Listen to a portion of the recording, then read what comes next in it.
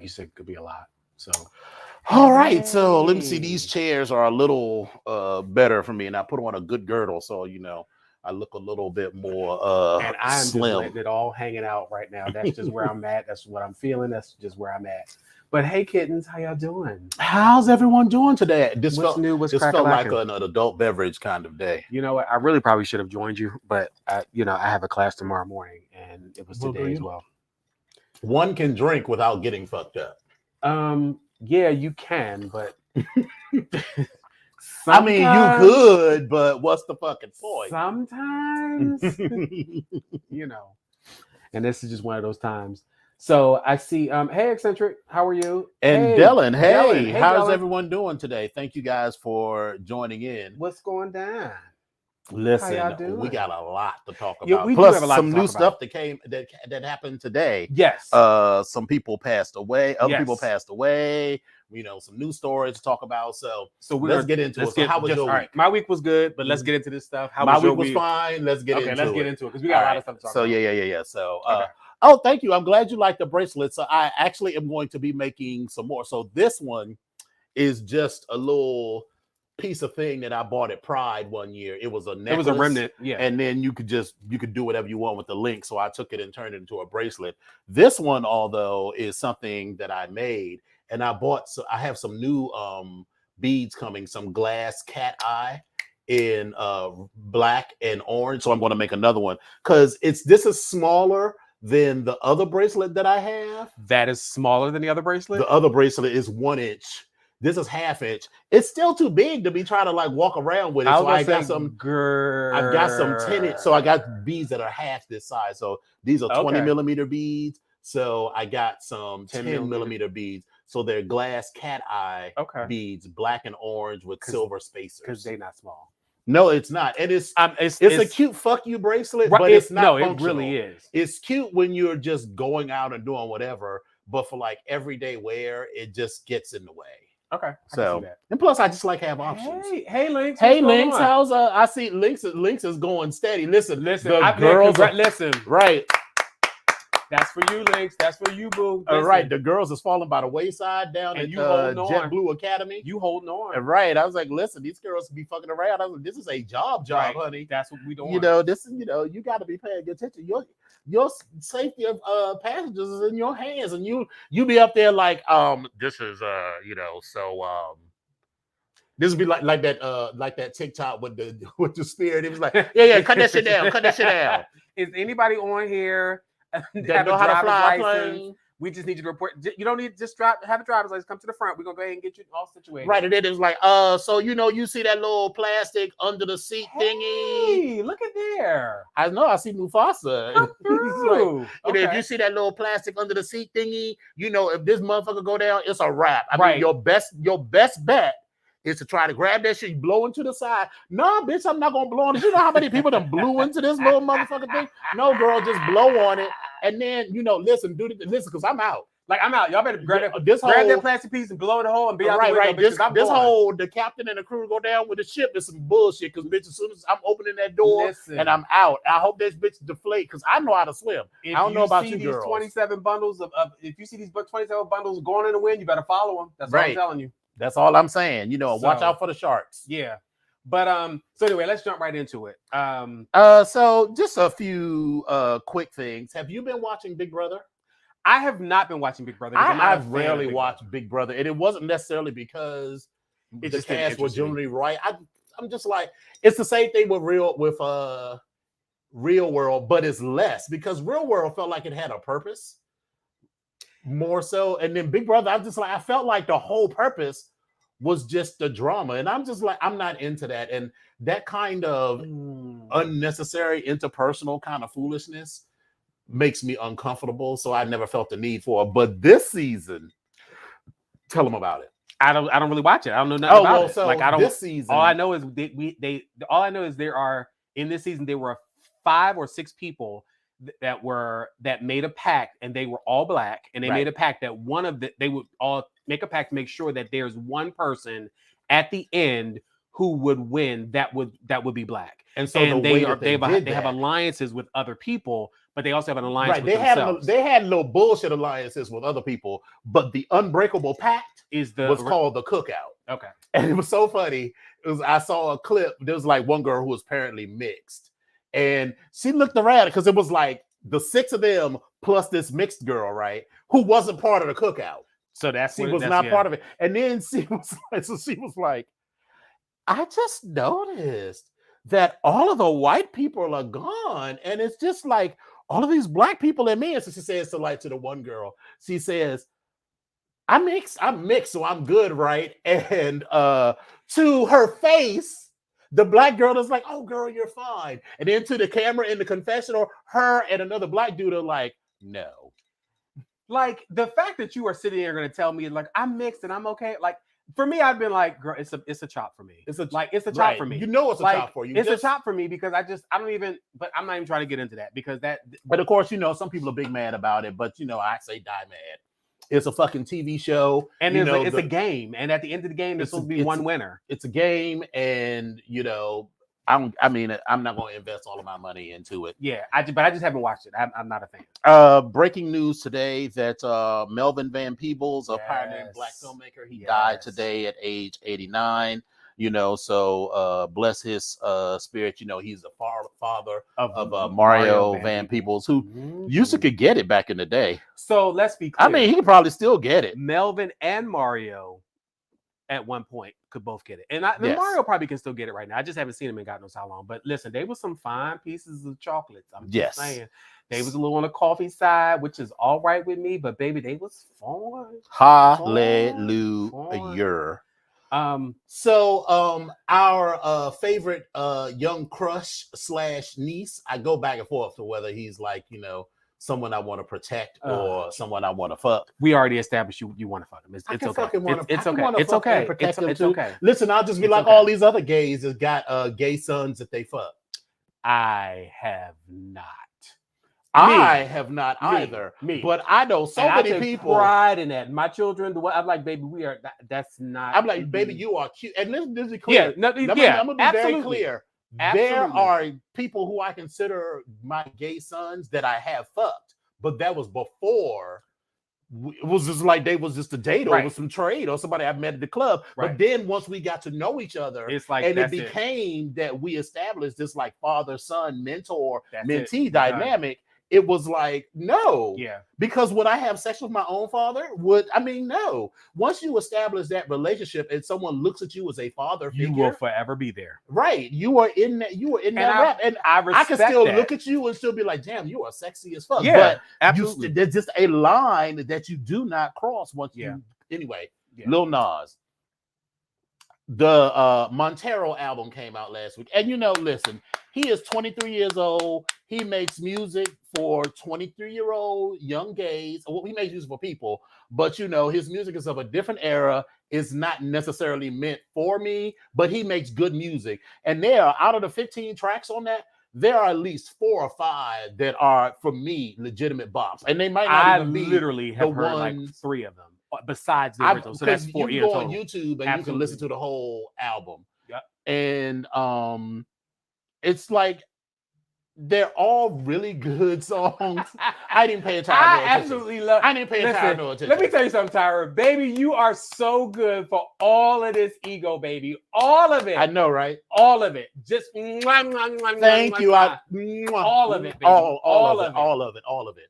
But the songs are really good. Someone to Love Me is really good. And the thing that I like about his videos, because there are images to go with all 15 tracks, but they're not all videos. Some of them have actual videos, and some of them are just like concepts where there's like a good computer generated image that lasts for it's like maybe a 60-second image and it's just repeated over the song. But what I love, like Industry Baby and Someone to Love Me, they tell like stories. Yeah.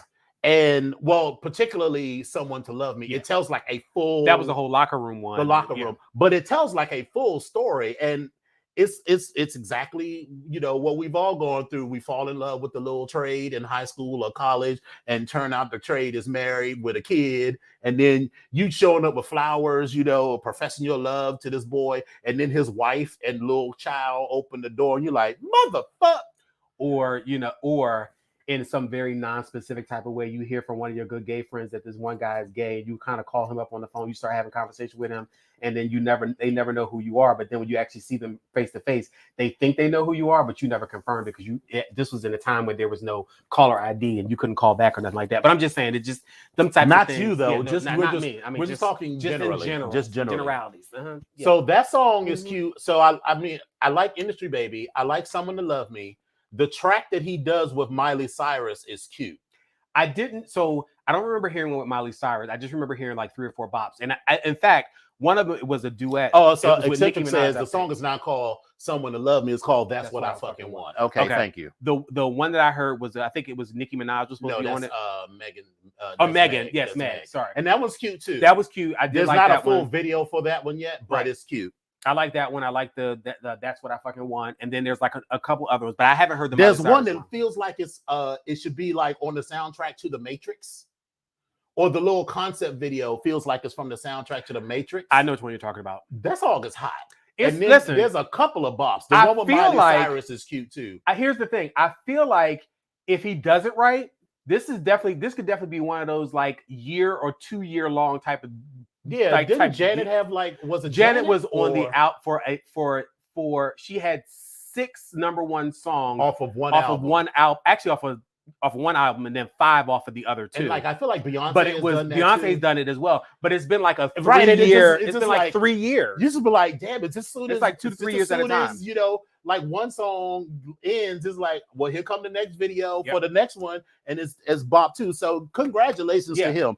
And you know, also today we got news that Lil Nas Old Town Road has been officially certified 15 times platinum by the RIAA with 15 million certified units. And that was on the 17th, which was the same day that he released Montero.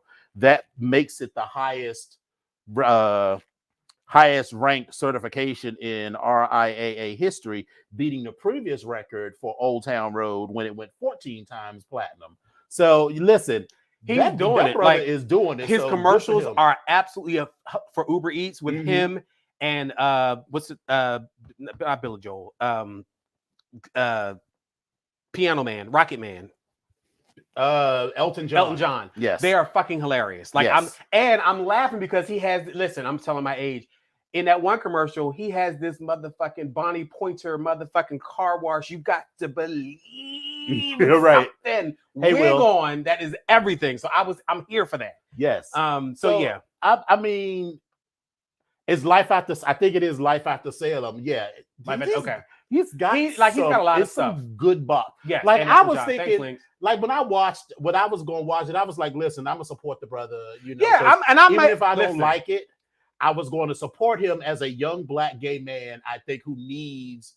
He's making a statement on behalf of all of us. I was going to say, for me, I feel that I have an obligation. And I was going to say we, but let me not speak for everyone. Right. I have an obligation to support this young man as a young gay Black and to man. buy it, even if I never listen to it. I'm going to buy it. It's like I buy lots of gay books that I'm never going to read because the artist is Black and gay. I'm going to buy it. And I'm going to support them. Even if it's not necessarily a book that I would actually I don't know if I'm doing iTunes or if I'm gonna go over to Target when I actually see it or wherever, but I'm going to buy it. I'm going to download it. I'm going to pay for the download. Right. I'm going to exactly right. And so I'm definitely going to support him. So, you know, congratulations to him. And, you know, this brother's got a great career in front of him.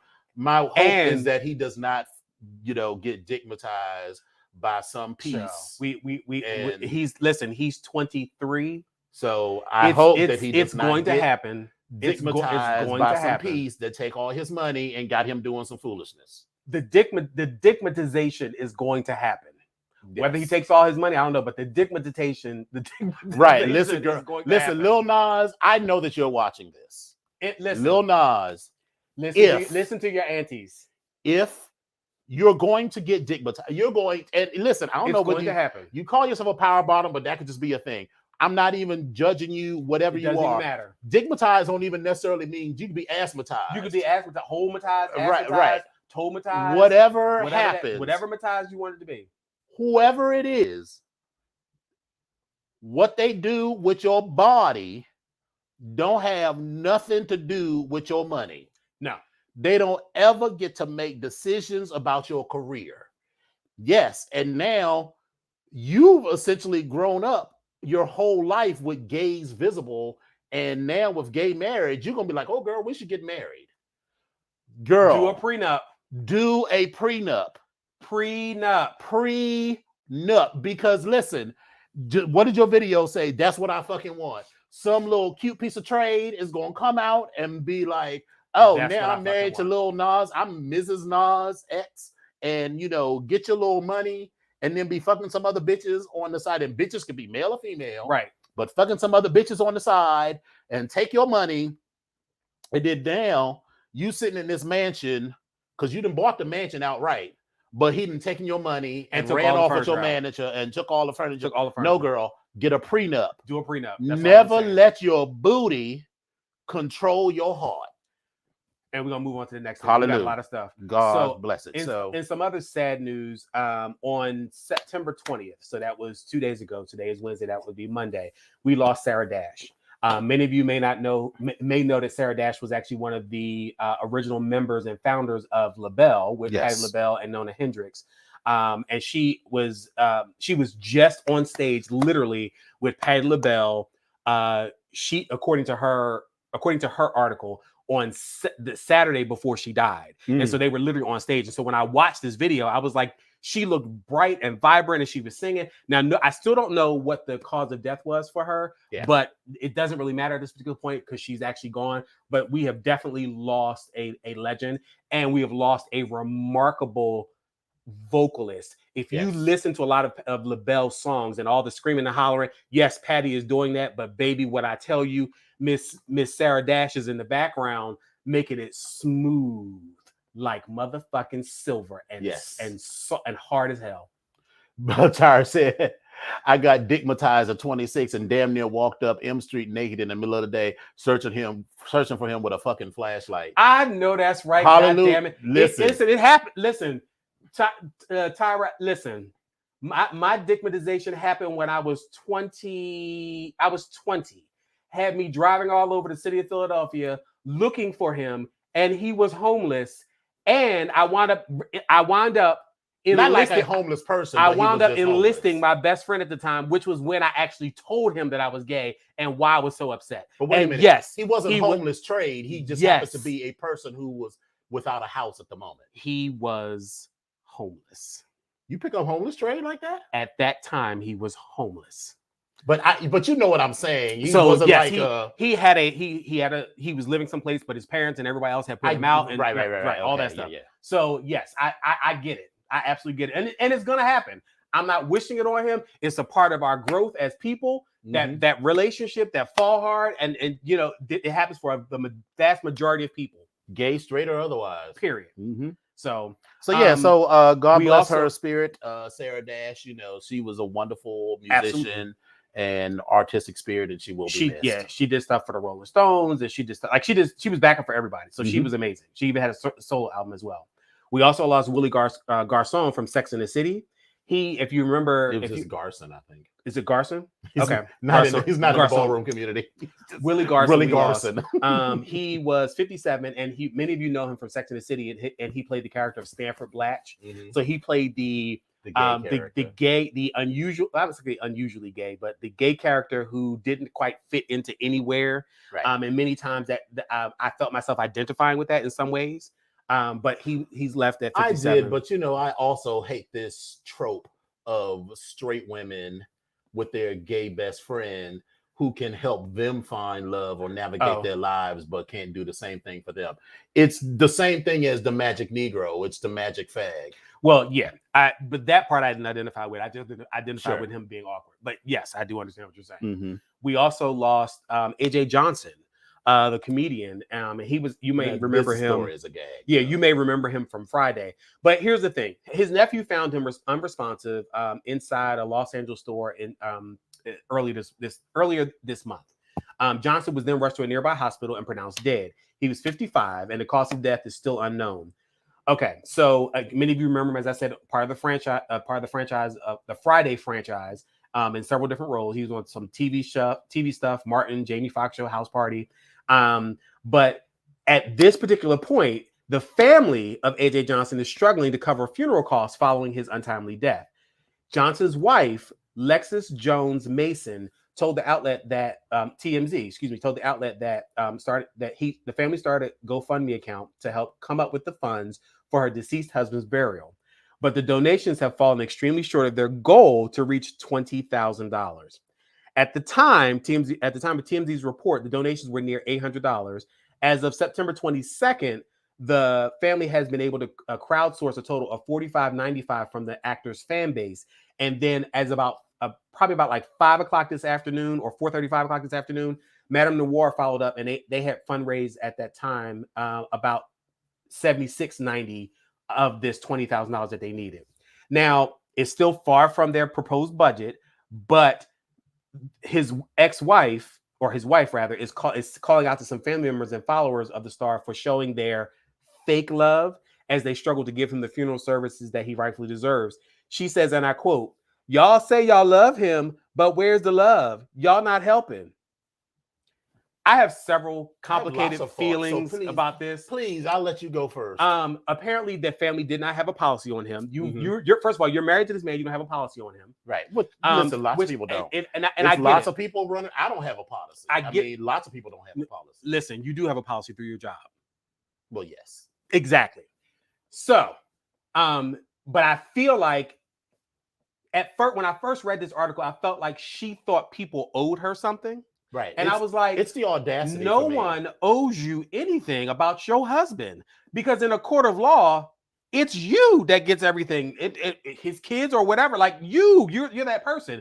So, but then I'm also laughing at the fact that you were trying to raise $20,000 for this funeral. Now, let me be absolutely clear.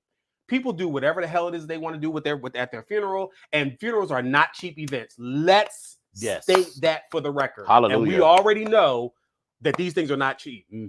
Howsoever, with what you've already raised, baby, you can get a nice old memorial service and a cremation and let that baby rest. But that's just me. I'm trying to be practical. I'm trying to make sure the shit's done. And then on top of all that,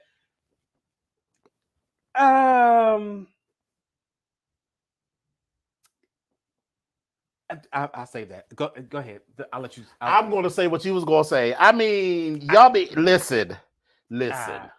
When people say AJ Johnson died, I was like, who? First I thought, oh my God, from House Party, the girl? Right. But he said that, I was like, oh no. But then it was like AJ from Friday. I was like, well, who the fuck was that? Then when I saw his picture, I realized who it was. That is not, I'm not trying to be disrespectful to a person who died, but she's acting like he was just. Okay, see you, Links. Yeah, she's acting like he's this world famous comedian that we should all know. 2, even if we all did know him, it ain't my responsibility to pay for his funeral costs because I am not personally related to him. Just because he made me laugh once or twice doesn't mean I have to contribute in any way to his funeral expenses. And I'm mad that you would guilt me. And if I was going to, baby, if I was potentially going to be like, okay, girl, he is $50 because you're struggling to put him in the ground. But then when you get on TMZ and it was like, why aren't you niggas paying? Oh, girl, did that $50 is going to go right back into my pocket. That's the first. And the second. The third point is this larger thing about GoFundMe. Girl, so I have seen people GoFundMe for things like tickets to Janet's concert. I've seen somebody. Oh, yeah. See, we put together a GoFundMe to get to New York City to go see Janet Jackson, because the ticket. Remember that episode? Remember that Saturday Night Live with Janet Jackson? It was like $600 for Janet Jackson ticket, when she was actually on the show. Yes. It was yes, that. yes. But I was like, bitch, why should I contribute to your this is the thing. You can't go see Janet Jackson then. choices. People GoFundMe for their weddings, and it's like, oh, well, I want to have this $20,000 wedding. Well, girl, if you don't, here's what it is. Before GoFundMe. Wait a minute. And then the last one, which I thought was absolutely fucking ridiculous. Mm-hmm. Several young ladies set up a GoFundMe account to pay for their trips to NBA All-Star Weekend. Right. I'm like, listen, I sympathize a little bit with funerals, because funerals sometimes come out of the blue. Yes. And, you know, if even your husband or whatever, I mean, if you don't have the money and your husband doesn't take out the policy, then yeah, you might be a little ass out. So I'm a little bit fine with funerals. But for me, hey, Abby, you get what people give you and be thankful. And that's it. But that's it. That's all that it is. That's it. That's all that it is. If somebody gives you something, you thank you so much, keep it moving, but do not plan based on what you think you plan for what you can fucking afford. Right. Whether it's a funeral, a wedding, Janet Jackson tickets, trips to NBA All-Star Weekend, you got to fund whatever it is out of your pocket. Yes, indeed. I was having this conversation with a young friend of ours, and by young friend, I just mean he was relatively young in age, and we were talking about borrowing money and lending money. Oh, he was talking about the fact that he had all of these friends that he had lent money to, and I was like, girl, see, that's why you got fucked up. Don't lend First of all, you don't lend it. Either you give the money to people. Like when I give money to people, and when they pay me back, I'll be like, what the fuck is this for? Because I honestly don't remember it, because I'm not going to give it to you if I need it back. Because then I don't ever want to be in a position to be like, you owe me like $1,000. I'm not lending you $1,000, not you personally. But I generally don't have $1,000 to give away. Right. But let's say that I did. I would just give it away to you. But now I do remember, right, on some level. So now if you keep coming, but no, don't lend money to people. You got to fund whatever it is you need out of whatever. I remember when I was in college, before I borrowed money from people a couple of times, but usually before I would borrow money from somebody or GoFundMe, which is what the people do now, I always say to myself, well, how would I handle this situation if this wasn't available? If my friend Jeff wasn't available to lend me the money, or if my GoFundMe doesn't raise, because the shit still got to happen. The funeral still got to happen, or the light bill still got to get paid or whatever. How would I fund that if the GoFundMe don't reach its goal, or if my friends don't come through? And whatever the solution is there is usually what you do. And then if somebody gives you the money on the side, then now you can step back from whatever your plan was. Yeah.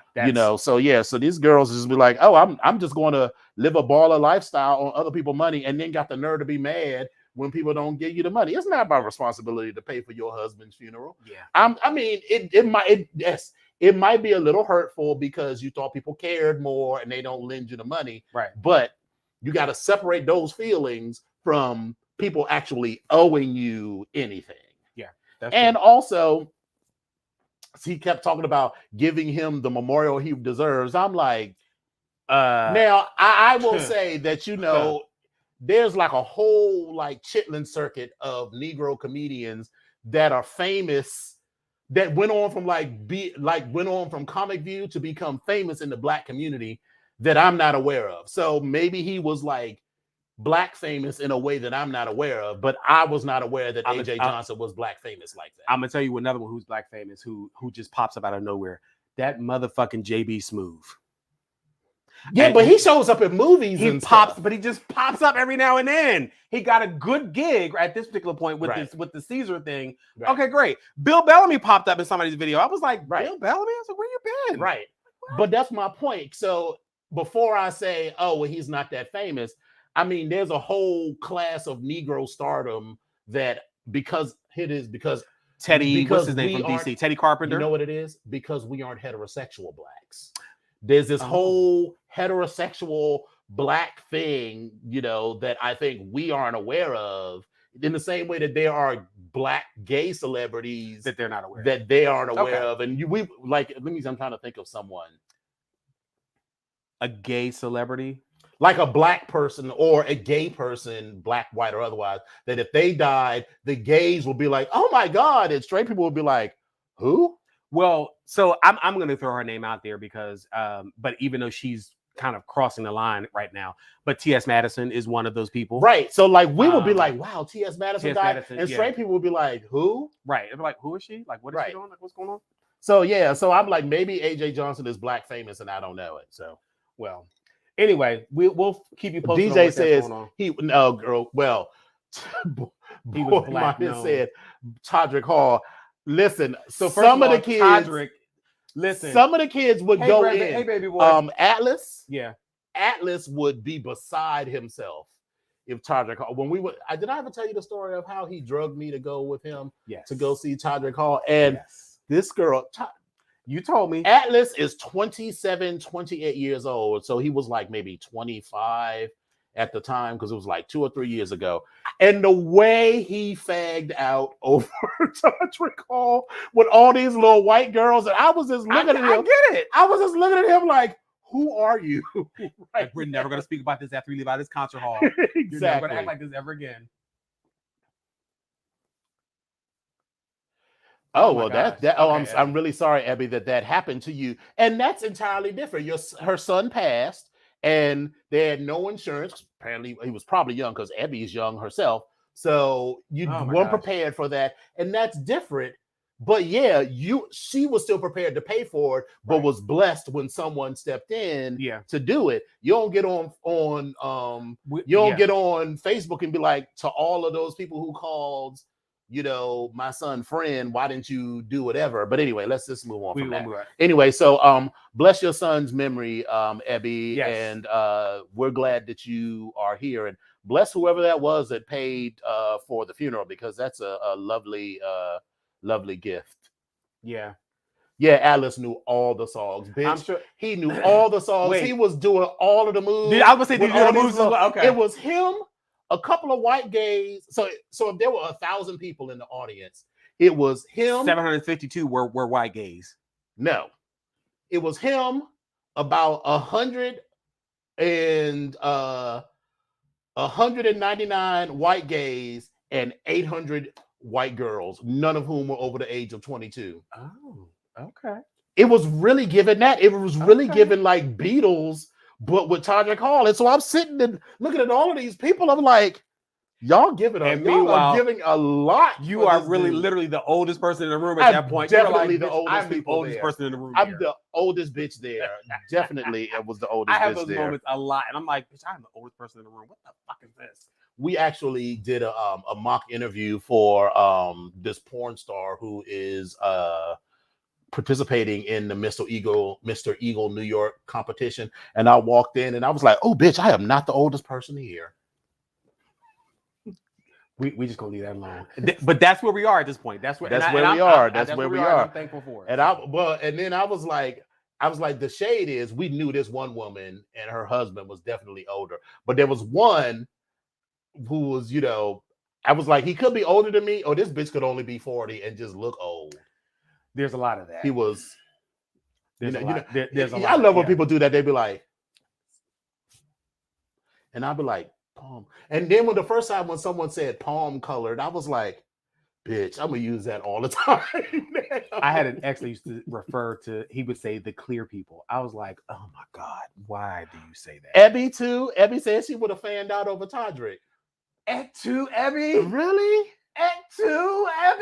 I mean, I admit that, I was trying to sit there like, but listen, I was like, girl, fuck this dude. Fuck him. Let me be absolutely clear. And then like after a minute, I was like, all right, I'm gonna bop a little bit. I'm gonna bop a little bit. The music that some of the last two albums, the Straight Outta Oz, and then the last the one that was that video that was Nasarima, that was America Backwards or whatever, or American Backwards. That like the songs on there was everything, and I did buy the soundtrack. I'm good. Not gonna lie. All right, good. So next time Todrick Hall comes to DC, Ebby, you and Atlas can go and leave me out of it. We will most certainly make that happen. Listen, I'll make sure. I'll give y'all money for Uber because that's all I got for y'all. Because it was a lot for me, and especially. But then again, you know what? I can't even sit back and lie because it depends on what state. Because I might go with y'all. I mean, if and listen, I didn't have to pay for the ticket, so it was fine. Ultimately. Okay, well then that makes it even better. So Okay. We're gonna get through all this stuff. Yes. Jenny Mai. Who the fuck is Jeannie Mai? Jeannie Mai is one of the hosts from The Real. So it's Lonnie Love, I can't remember, it's Tamara or one of the twins. One of the twins. I think it's Tamara. Jeannie Mai is and I'm gonna say this. Yeah, she's Asian, or I think she might be Polynesian, maybe Asian. She's not the one that's Mexican. No, that is because she's annoying as fuck. She has a show. Adrian, you talking about Adrian Bailan? She's married to what's his name? Like a preacher or something. The gospel singer. Yeah, gospel singer. Yeah. She's very annoying. But Jeannie Mai, she's the one that's married. Yeah, she is married to who the fuck is Jeezy? Jeezy. I feel like an old person. It's all right. I was like, who is Jeezy? She's the real co-host, and she shared news on Monday episode of the show. She's 5 months pregnant, and she's Vietnamese. Thank you. Dylan said, and I call. Where's the flavor? Oh my god. Anyway, wait a minute. Why is she shady for this baby? What's going on? Well, she's shady for the baby because at first she was like she was very clear about that she didn't want to have any kids. Okay. And she was saying that from the beginning. She was very clear about she never wanted to have any kids. Mm-hmm. And when she got with this man, once again, she done got dickmatized. Lil Nas X. Jeezy was knocking the box out. Pay attention. She done got dickmatized. And all of a sudden, they tried to do some. They tried to have babies. I don't know if they tried to do IVF before or not. She says IVF to try and conceive. And learn the month before. But then she got pregnant the month before the wedding, and so she's. But she lost the pregnancy soon thereafter. So this is the next time. Okay. Yes. So, but she just was adamant about not having any kids, and now she's. Pregnant. She said disagreeing over starting a family reportedly played a role in the ending of her last marriage, but she said falling in love with the famed rap artist changed her mind. Basically, she got dignitized. So we're gonna just go ahead and yeah. Mm-hmm. DJ, I'm just like you. He said Dominion. That's how I sound. Who are these people? Watching music. Baby, I can't even. Baby, I've been looking at it. I was like, who is I don't know these. Like, I'm trying to listen to the song. Like, does this song even sound familiar? Like, is there a piece of that I know? Is there a bop? Is there? Right. I was like, this. I don't hear. I don't. Yeah. That's how I thought I was going to be. That's why what I thought I was going to get with Lil Nas. I literally thought I was watching it for the support, not because I liked the artistry. But then I actually listened to the music and liked it. White gay YouTubers tend to demonize black gay YouTubers. Oh, that's supposed to be gay. Okay, I was like, what? I was like, okay, okay. Well, so that could be. There's more than likely some truth to that. Right. Howsoever, and Abby, please speak on this because Abby's a part of the YouTube community as well, and she has a following. There's a lot of inner YouTube feuds about nonsense that goes on. So, and it feels unnecessary to me. It's just a whole different thing. But so in great news that I didn't know about or really care about, but Elvira, Mistress of the Dark, whose real name is Cassandra Peterson, came out of the closet. She announced that she's been in a 19-year-long relationship with a woman named Teresa T. Weirson. According to The Advocate, Peterson tells all in her new memoir released on Tuesday entitled Yours Cruelly, Elvira. She details the story of how the two met their encounter in a Gold's Gym locker room and how Peterson initially thought the woman was actually her man. Yeah, this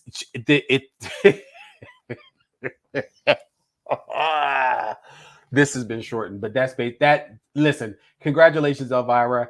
Not that it's anybody else's business, but hey, congratulations. Thank you for, living your truth and putting all that information out there. She was afraid to actually talk about all this because she thought it would interrupt and mess up her brand as Elvira. So she says she never talked about it. So good for you that you are in a place where you can actually talk about it. Right. Well, I'm very happy for her. Also, JoJo Siwa. Who is so JoJo is this little, you might remember her as being this little white girl who wears a one side little ponytail with all the colorful stuff on it, and she was so happy. She's like, hi, I'm JoJo. But what does she do? She used to be a part of Dance Moms and on that show, and her mom got her off the show, and JoJo built up her entire empire. This little JoJo Siwa, I believe if I pronounce her name right, she is worth a lot of money. Well, good for her. She hit that little vein of like young white girls that love all types of candy and lollipops and everything nice and dancing. She's made a lot of money through them.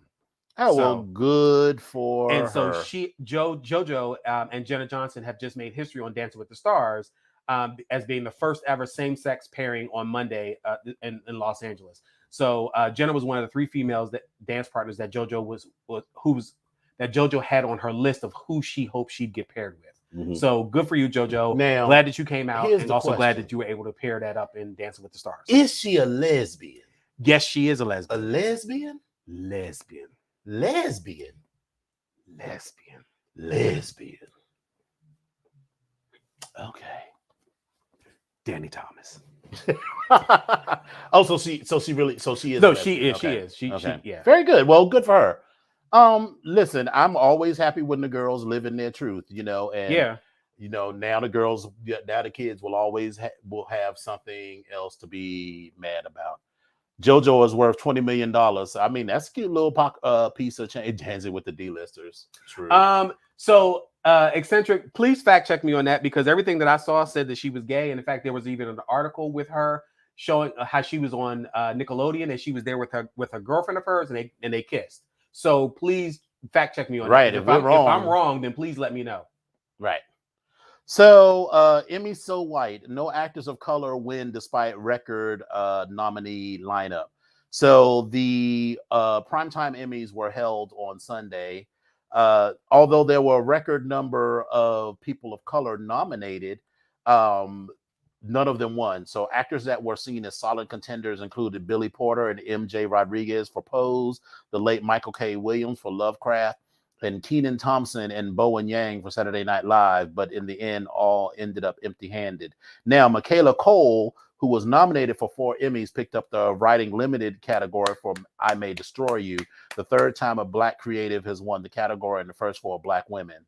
Past Emmy winners include Dave Mills for The Corner, Anthony Hemingway for American Crime Story, The People vs. O.J. Simpson, and Cord Jefferson for Watchmen. Yes, past Black winners. Yep. Now, some of the wins, I'm like, okay, girl, Jean Smart was apparently a beast on that show, which I didn't watch, but I'm going to watch. Jean Smart is a hell of an actress. Yeah. And what I will also give to her, she plays the politics game within the industry like nobody's business. Mm-hmm. So even when she was on what's her face? The Designing Women. Mm-hmm. Like from that time period up until now, she's stayed relevant. She acts. So when you're a workhorse and you're good at your job and you're genuinely a nice person, it's not hard for people to want to vote for you. Yeah. So now the other thing is there was a ceiling shattering year for Emmy diversity beyond the acting categories as well. And we talked about this in a previous show. With 11 total career wins, host and producer RuPaul broke the record for the most Emmy wins by a person of color, as RuPaul's Drag Race was named Outstanding Competition Program on Sunday night. Yeah, good for them. Good for him. Yeah, we were talking about that, and so I'm glad that actually happened for them as well. So some of the Emmys, I was not mad at. I wasn't mad at Jean Smart for winning, but I was mad as shit that listen, I fucking love The Crown. I love The Crown, and I was not mad that old girl that played the Queen on the last season won. Yeah, she was good. She did it. She did a great job. But the dude that played Prince Charles did not deserve no fucking Emmy over Billy Porter and MJ. No, I'm sorry. Jonathan blah blah blah. Regine, pretty boy from No, from Lovecraft Country, Big Nose. Jonathan Majors. Jonathan Major. So they were all 3, plus a bunch of other people, were in the category, and I was like, I've watched all 3 of these shows, and just in terms of performance, he did not give Olivia Colman played the Queen in the past season. He did not do a better job playing Prince Charles than either Billy Porter or Jonathan Majors, because I'm not one of them people. I mean, I'm always rooting for Black, But it's an acting category, and sometimes a black person just doesn't give the best performance. Okay. But these two actors definitely gave a much better, more nuanced, more like this motherfucker is acting performance than he did as Prince Charles. But doesn't mean he did a bad job, but it's who did the best, and I don't think he did. So listen. Mm-hmm. Listen, super fans and fans of the show, please don't hate. Are you about to say something terrible? I'm not going to say something terrible. You're about to say it. But I just have questions. Was Billy Porter really acting his ass off though? Ooh, girl. And I'm asking you are saying something very controversial. Listen, I am asking that question only because I absolutely adore what he represents. Mm-hmm. He represents everything as far as I'm concerned. Mm-hmm. If it looks like Dylan is agreeing with you. But I just have questions because I'm not saying he's not a great actor, because he is. Clearly he is. However. But I'm just asking, was he really acting his ass off? And here's the other, this part, I may have woken up chosen violence today, because I said you clearly did. I said earlier off camera that I'm in a weird space. The views of Epic Onyx do not represent the views of the BGKH show with Dominion and Epic, even though he is half of the show. I'm asking these questions because I will root, like Issa says, I am rooting for everybody black and of color. Mm-hmm. Let me just be clear, because I don't want to discriminate. But it's everyone black, and everyone gay, everyone of color, and then white gays, and then white women. Listen, and then I'm trying to stand for what we represent, the BGKH show. That's what I'm trying to. That's the order in which I'm trying to, But I just, so my second thing is,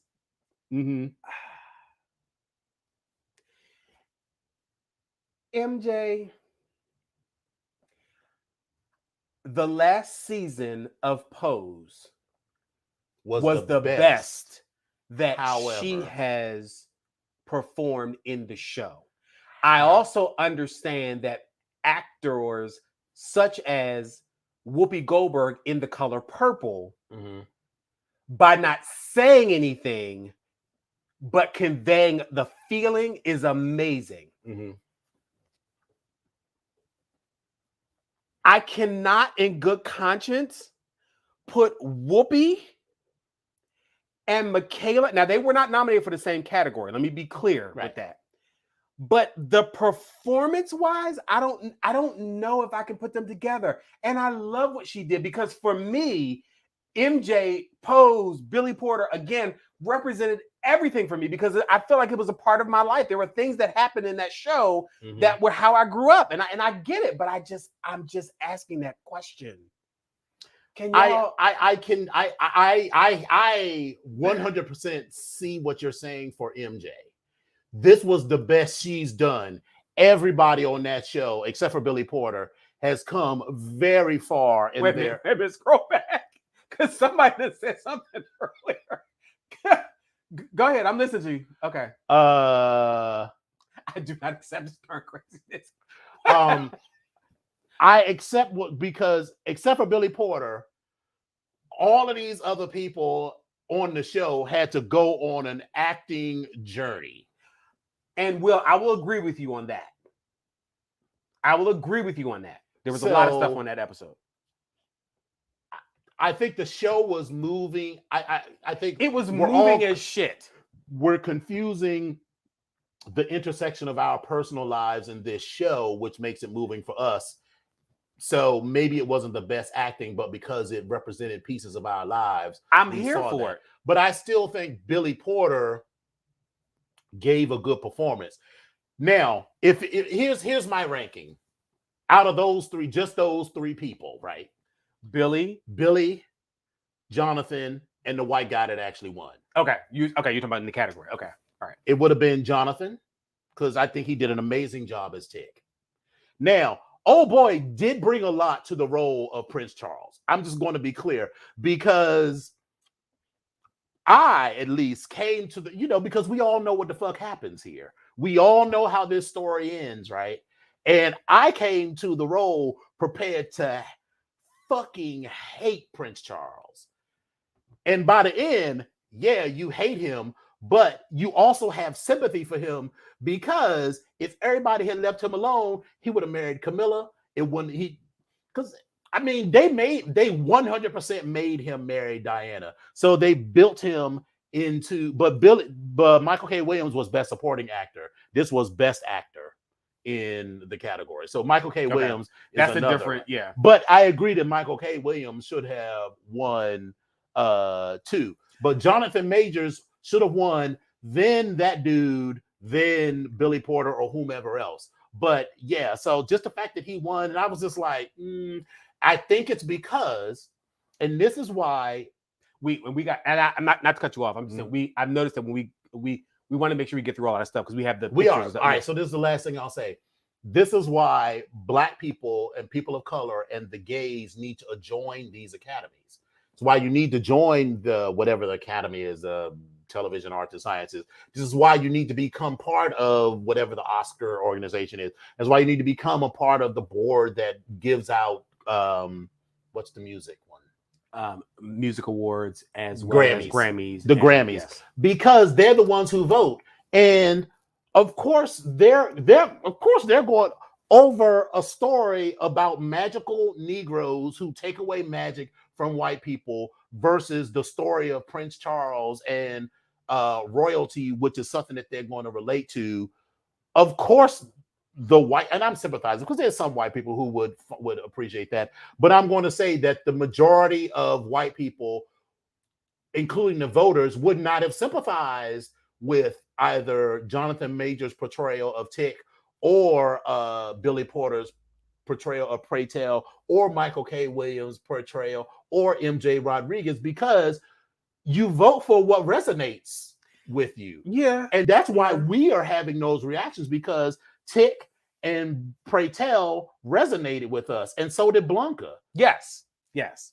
I you know, I don't necessarily do it's I keep saying this, that I don't do period pieces. I need to be more specific. Mm-hmm. The aristocracy and the queen and the bourgeoisie stuff, I don't do that. I respect that. It doesn't really, because I'm probably the only person on the planet that has never finished Bridgerton. Like, it just never, I can see that, because if you're not into it, I'm just not into it. Just be like, and while what I've seen was okay, I just don't. Yeah, it was, you know, if you're not into it, you would have lost interest in like the first or second episode, because it's like, okay, they keep showing old boy ass, but they don't show no dick. I mean, it ain't, you know, and then it's still, you know, I love Shonda Rhimes, but Shonda Rhimes love to show Black people with white people. And Shonda is trying to do the most. Yeah. Anyway. All right. So yeah, be the change you want to see. So more Black creatives need to get involved and become part of these committees, because that's how you change Oscar So White. Because when there are more people who do the voting that represent the diversity of what's on TV, then those kinds of people will have a better chance. So like when Lil Nas wins for Best New Artist, which I think he could still be, because it's different between releasing one song. You got to have like a whole album out by a certain time or whatever. Yeah. So when he wins, the people that are doing it are like doing it because of a trend. I don't think they're doing it because like you and I and a lot of our viewers will vibe off of his music and the storylines and supporting in that way. But when Lil Nas has the opportunity, he better join the fucking Recording Arts and Sciences Academy. Every gay artist who has an opportunity, every Black artist who has an opportunity, all of these rappers. Because listen, say what you want about Jermaine Dupri, but when he stepped down from went over the Janet fiasco, he stepped down because he was the president. Right. I was here for it. But right. Think of all of these rappers now. I mean, look at motherfucking Snoop Dogg. Snoop Dogg is like a respectable figure now. You know, I mean, you think of these, sharing the camera with Martha, with good old Martha. Think of the Jeezys and the Beyoncés and the whatever. Once they get the opportunity, get on these boards so that then more people of color and more women can be represented in the fullness. You know, think of how the board would be different if fucking Cardi B and Meg Thee Stallion was in charge of doing the votes for rap artists instead of a bunch of white people who aren't even, you know, in the genre.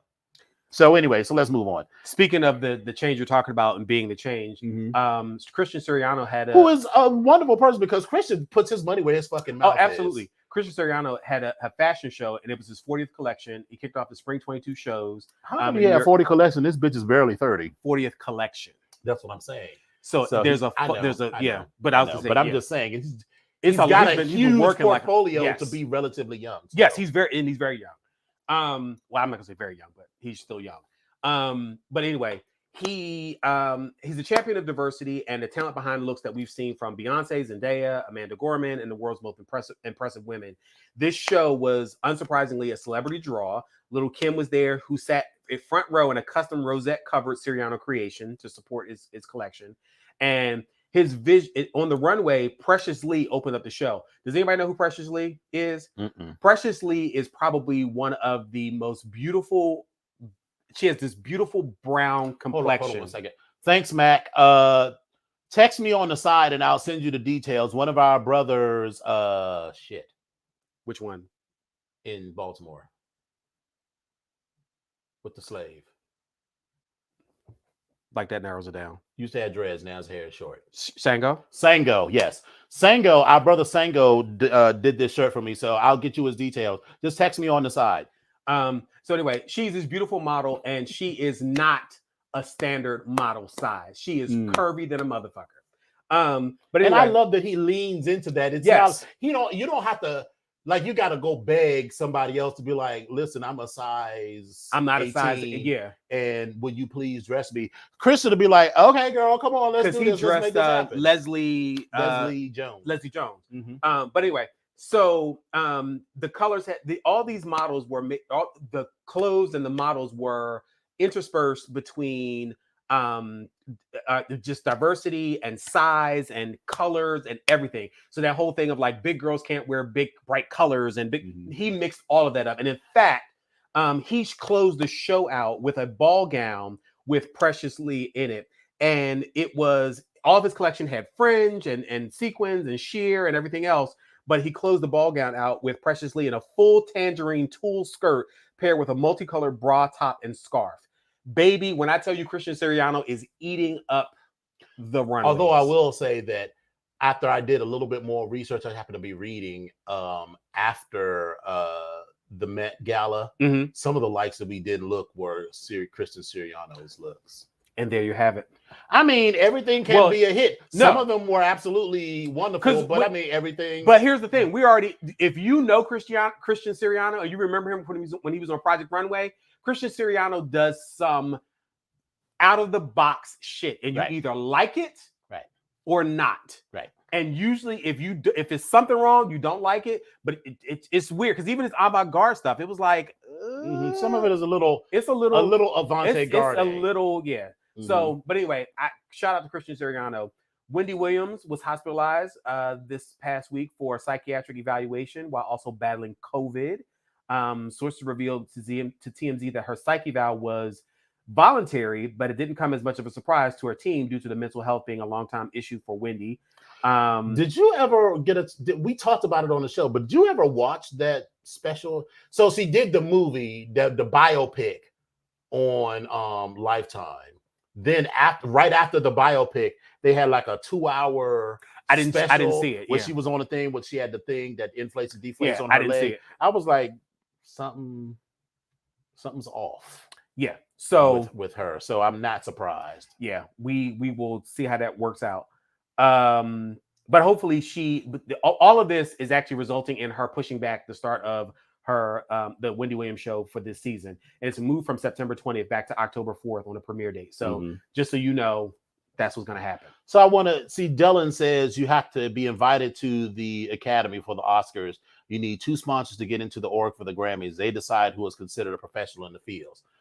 I'm not saying there's not going to be a bar to entry, but I'm saying that you should be proactive in going for it as soon as you are. And then once you get in, it's easier to get other people in. That is correct. But I also feel like a lot of people don't have that kind of worldview that like you and I have and some other people. Because like as soon as I would get in, I'd be like, of course, I'm going to be like, come on, bring it, and you, right? Let's bring all of you, and you, and you, and you. I mean, I'm going to bring on everybody. I just don't think that everybody, lot of other blacks or people of color, or even other gays, have that same mindset that I'm going to bring others along with me. And I'm not gonna say contrary to popular belief. Going with the stereotype, some of them white folks is not trying to. They're like, I don't know her. Right. I don't know her either. Like, I'm not exactly. Yeah. So, and I mean, there are a lot of gays and a lot of blacks who are like, I'm fine and comfortable being the only one. Yes, in absolutely. the room. So, and anyway, I do hope for Wendy. Although, have you seen the TikTok? He's like, Wendell Bartholomew. I got it. I got to say, Madison. I gotta say. She is crazy, and I love her for it. Anyway, go ahead. I'm gonna find it, and then we'll BET Studio launches with partners including Kenya Barris and Rashida Jones. Mm-hmm. They're going to provide equity ownership to Black creators.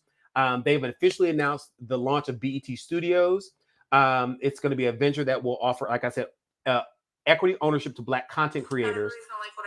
The official announcement comes down after the prior news that Kenya Barris has exited his Netflix deal and Ida moved to BET for an unprecedented studio venture where he would be a partner. Other principals include Rashida Jones and Aaron Rashawn Thomas. The studio is going to be producing television series and films for a bevy of Viacom CBS brands, including Paramount Plus, Showtime, CBS, Nickelodeon, BET Plus, and BET. BET Studios, it's been said that, the chief content officer, David Nevin, said BET Studios is an exciting and novel extension of the Story BET brand, and we have a structured well-suited to our times to bring up talent into this production company with real ownership.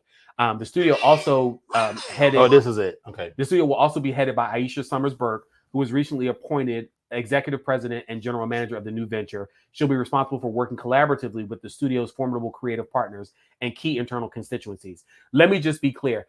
I appreciate looking at a board of directors or a president or a list of high-level executives, and I see a name that's Aisha. I'm here for that. Right. But anyway, go ahead. It's not that critical. Okay. There's some other news with Netflix about anyone watch the show Luther? Because Cynthia Erivo is supposed to join Idris Elba. I cannot talk today. In a Luther film. The international hit Luther will continue as a Netflix feature film. The series premiered in 2010 and had 5 seasons on the BBC. And that was with Idris Elba. And I put this article in here because this is actually from Bear World magazine. One of our brothers actually works for Bear World magazine, so I want people to go out and support it because it's actually a great... And one of our brothers writes for Bear World magazine? Right. Did I say... I said works for... I'm sorry. Writes for Bear... Oh, and writes for Bear... Thank you. I'm sorry. There we go. Another one writes for Bear World magazine as well. I don't do shit for Bear World except for read their shit. That's all I do because I ain't been, I haven't done anything. Whatever. Anyway, so the Luther film... But you are literate though. Oh, I'm very literate. Because you know how to read, honey. Well,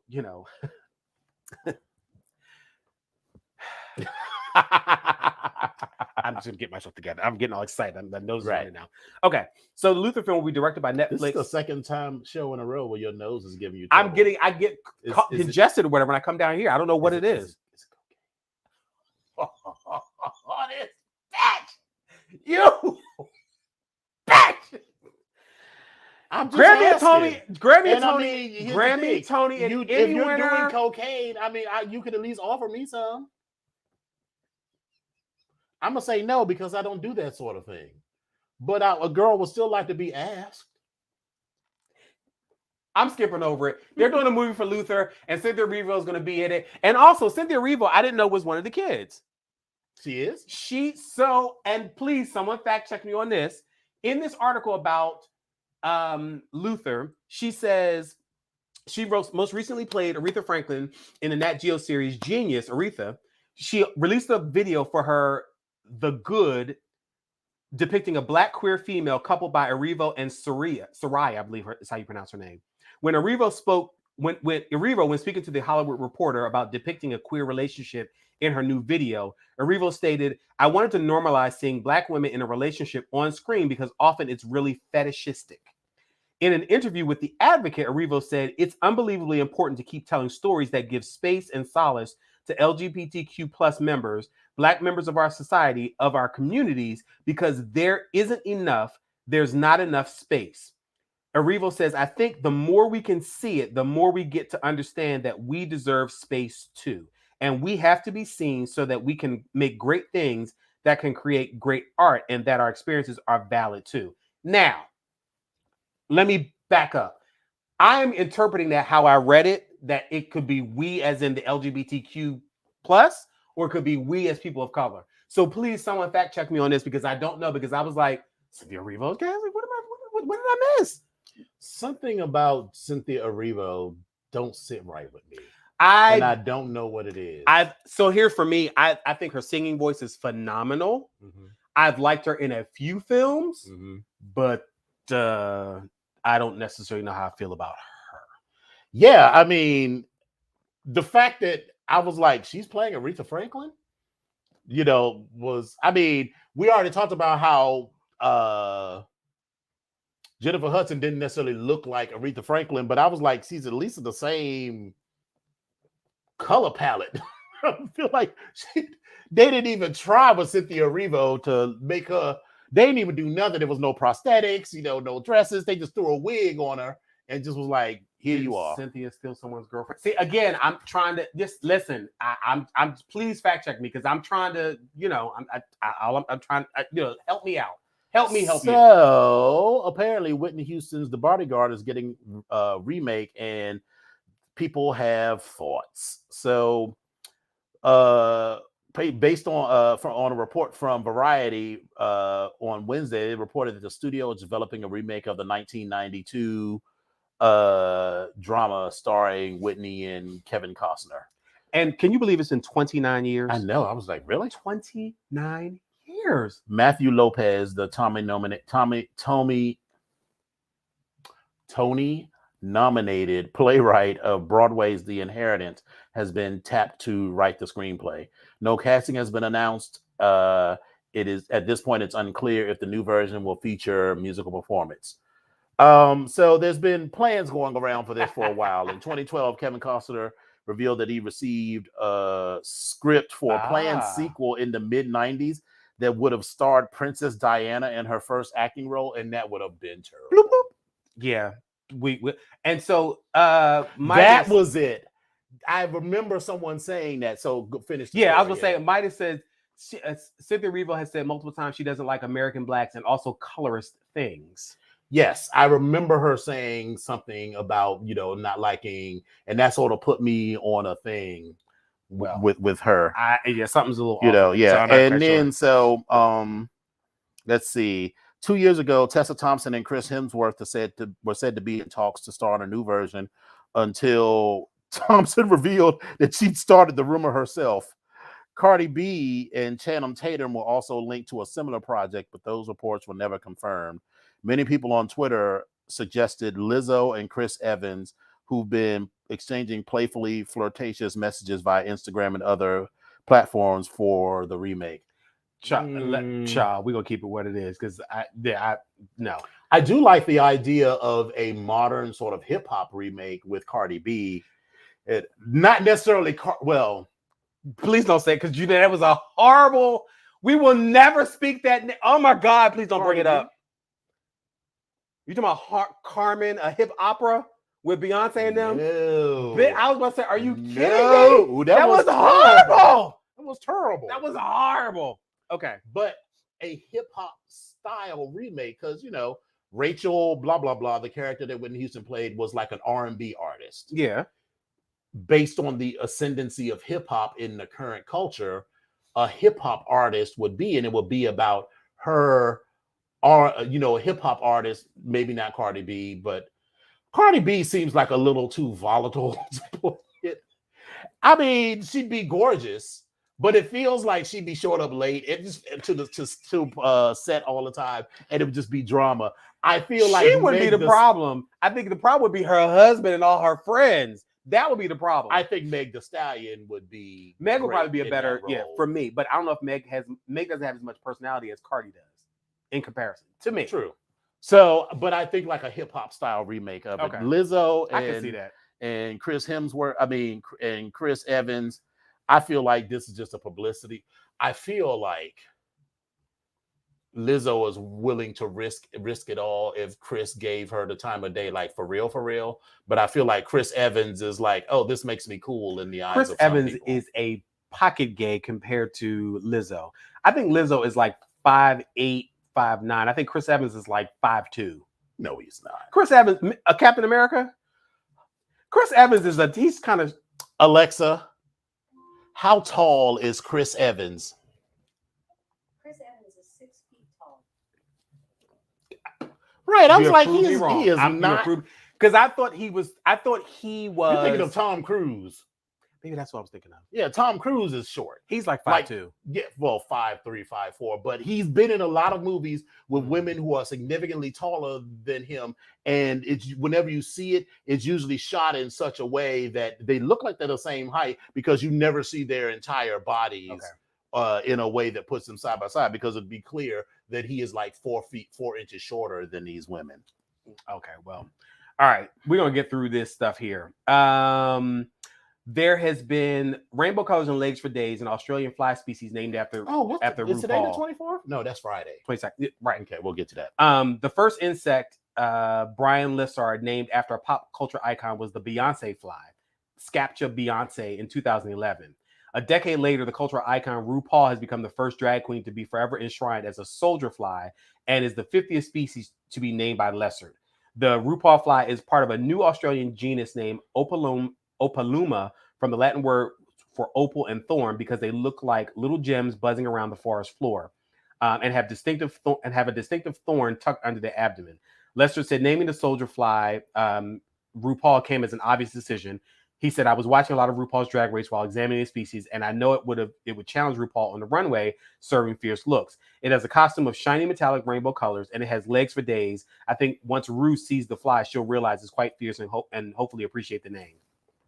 He also said it's a great way of generating attention about why flies are important, to get as many people as possible talking about these species that need help with the bushfire recovery efforts. And normally the interest goes to the cute and cuddly species like koalas, but a lot of the invertebrates don't have any attention, and they're essentially workers of our ecosystem. It's really important we study them. So there's that.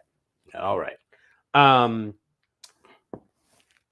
If you are not ready, baby, get ready, because on September 24th, this Friday, the motherfucking Savage Fenty Show Volume 3 is coming out.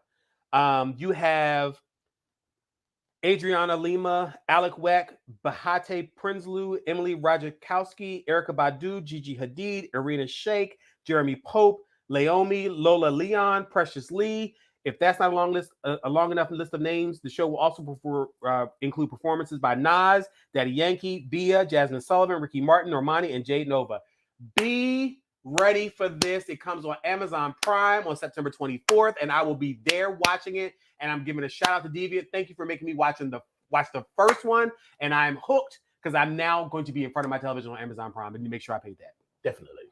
So now we're going to come to, you want to go to American Horror Story real quick, or you want to go to American Horror Story? So this is going to be a real quick American Horror Story. It was a lot of shit that went on, but I'd like to start by saying that I was correct. Spoilers if you haven't seen American Horror Story, so tune out for the next 5 minutes. I'd like to say that I was correct, that the wife has no talent. We already knew that. I mean, we knew that when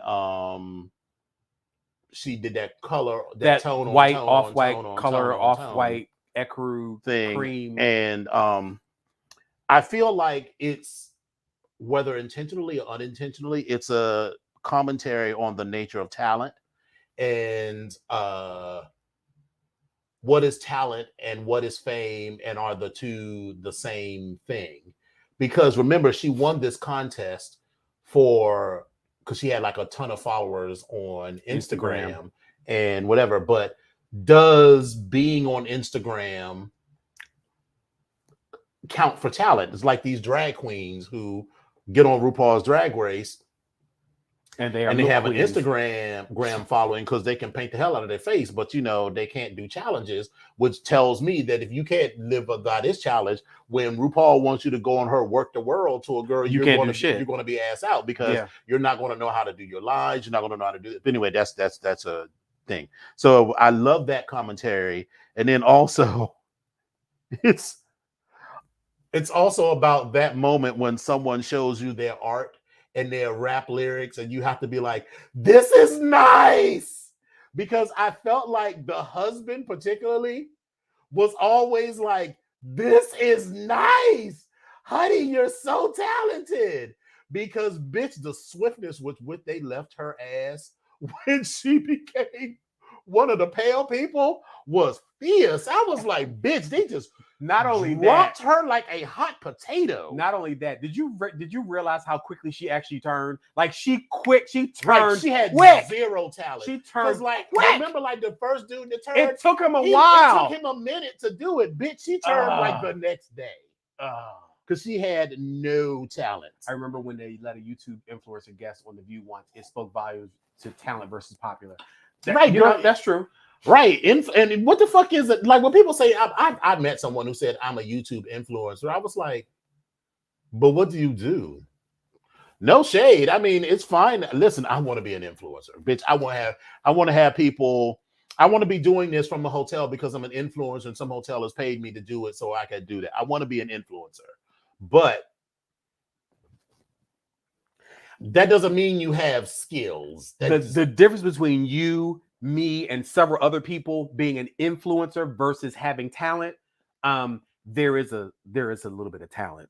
There's a lot of talent. There's a little bit of talent that you can kind of do things. Because bitch, put me on the opportunity with The View. Baby, listen, let me tell you how this whole show would change. I'll be sitting right in there. I'm like, can I sit? I want to sit between Whoopi and Joy. I need makeup. Makeup right here, right now. I'd be like, no, but see, you want to be low key because you don't want to like start a fight. I just need some makeup. I just like whatever you want to do, Miss Behar. Let me know what you want to do. What do we want to talk about? You just give me the cue and I'll listen. Just give me a topic. Listen, I wish Megan McCain was on it. I'd be like, I feel like everything you just said was a lie. What you said is hot garbage, Megan. And why are you still here? Right. I was like, you talk about all this stuff, but your whole claim to fame is what your father did. And listen, God bless your father's service, I guess. But listen, so I would take advantage. You would take advantage of this. Absolutely. It's because everything is a stepping stone for me. So in front of the camera. Hey, good morning. How y'all doing? So you want to talk about what actually happened in the episode? So, okay. All right. The death at the end was sad. Well, yeah, but it was important. So okay. All right. So go through it. So the mother, I can't remember her name. She's not really. We're gonna call her.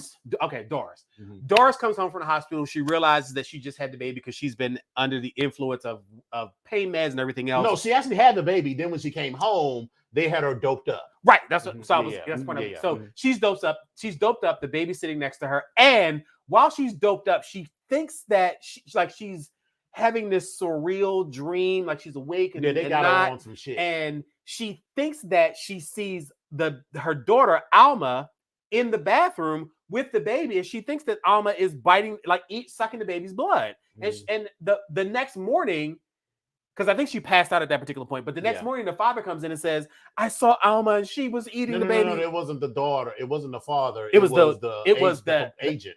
Thank you. She's like, I think I saw Alma. She was sucking her blood.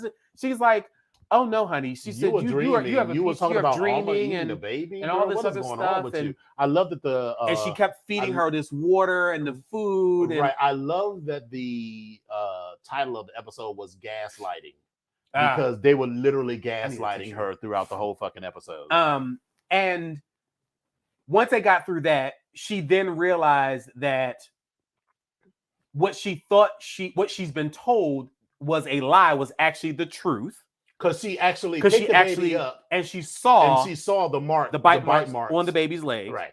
And the husband is trying to pacify her as well. Right, saying, like, girl, you're fine. That's not what's going on. And then the daughter comes up. I'm fast forwarding through all this. I really am. I'm so sorry, but I'm fast forwarding. You're good. The daughter comes upstairs and she's sitting with her mom saying, Mommy, we are taking these pills, and we are. You should take it. We're you all should, talented. like we're all talented. You You should should take do it. it. You're so talented. But it's the way she says it. She's not. It was no sincerity, and I was like, this little girl. She is like, what's the little? She's like the orphan bad doll? seed. The bad seed. That's what she was like. You should take the pill. She's mommy. like, take the pill. She's like, take the pill. Take the pill, mommy. Take the pill. See, like, do it like that. Take the pill.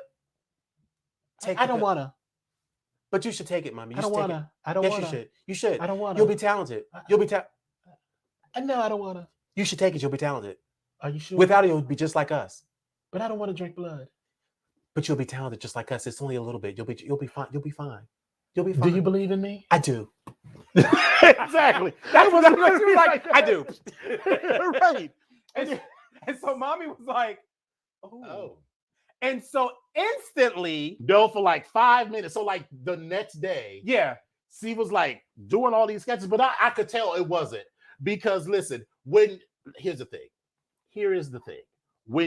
I've seen sketches of like truly talented architects and designers. When you are truly talented, you don't be drawing no fucking floor plans and like measuring. You just get the image out. You be like, you get the image out, like, and you make it look how you want to look. You fit it to the room. I don't know if you know who like Frank Lloyd Wright or Mies van der Rohe is.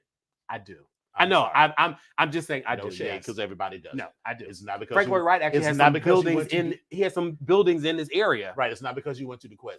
Right. No, not at all. But when you look at famous architect sketches, you'll be like, "This is chicken scratch." I have no idea what the fuck this is saying. But then when you sort of analyze it, you're like, "Oh, okay, we're getting the major lines and the concept." And all of that. And when you're truly talented, you aren't literally drawing out the floor plan and with the doors and the shit. That's what people like me do, because architecture is a science to me that I have learned, but it is not an art. I am not an artist, right? In my architecture, I am a workhorse, and I'm fine with that because that's not where my skills lie. I can do that with words, right? I can put together the written word, like nobody's business, but whatever. So my point is, we knew that girl didn't have it. She reads, and then in the middle, she reads you for Phil. She makes you come out. She reads. I read you, and I will write you. Yeah. Listen, I put all the books in the library for you, honey. But in the middle of doing her little sketch or whatever, she starts erasing it, and then she vomits. We was like, oh, yep, it's a wrap for her. And so we then see her rather quickly, very quickly, start to lose her hair, and then now at this particular point, she has the thirst. Yes, and so she then is as Alma has said to her at one particular point in time that she said to her, did she say to the husband? She said to the father. I think she says to like the baby blood is like the best. Alma says baby blood is the best. Yes. Yeah, and so. But she wasn't even thinking about it as baby blood. She was just thinking about it as I can feed. And so she was going after her baby. Mm-hmm. The father came upstairs. I can't think of his name. And he decided that he was like, Dylan. Something like that, yeah. He's like, I'm not doing this. He locks her in the bathroom. Now, here's my problem with this. Their bathroom was glass. They opened in, and they're glass doors. As he put the door in the front, like, and then y'all can't see this door, right? But the door to the bathroom right here is double opens inward. Yes. And so putting a sofa in front of a door that opens in. He pulled the door shut, wrapped a belt around it. But yeah. But they're glass. The door is glass. So they're glass. Break the glass. Anyway, okay. So we gotta pause there and talk about Macaulay Cracky and female Cracky. Yes, they start having. Cracky, go ahead. Cracky. All I'm going to say is that Cracky took the pill and has true talent. So Cracky has moved to Hollywood, yes, and is like living his best life. He don't even look like the same Cracky from like a week ago. He doesn't. The bitch has gotten clean. Yes. Well, maybe it's.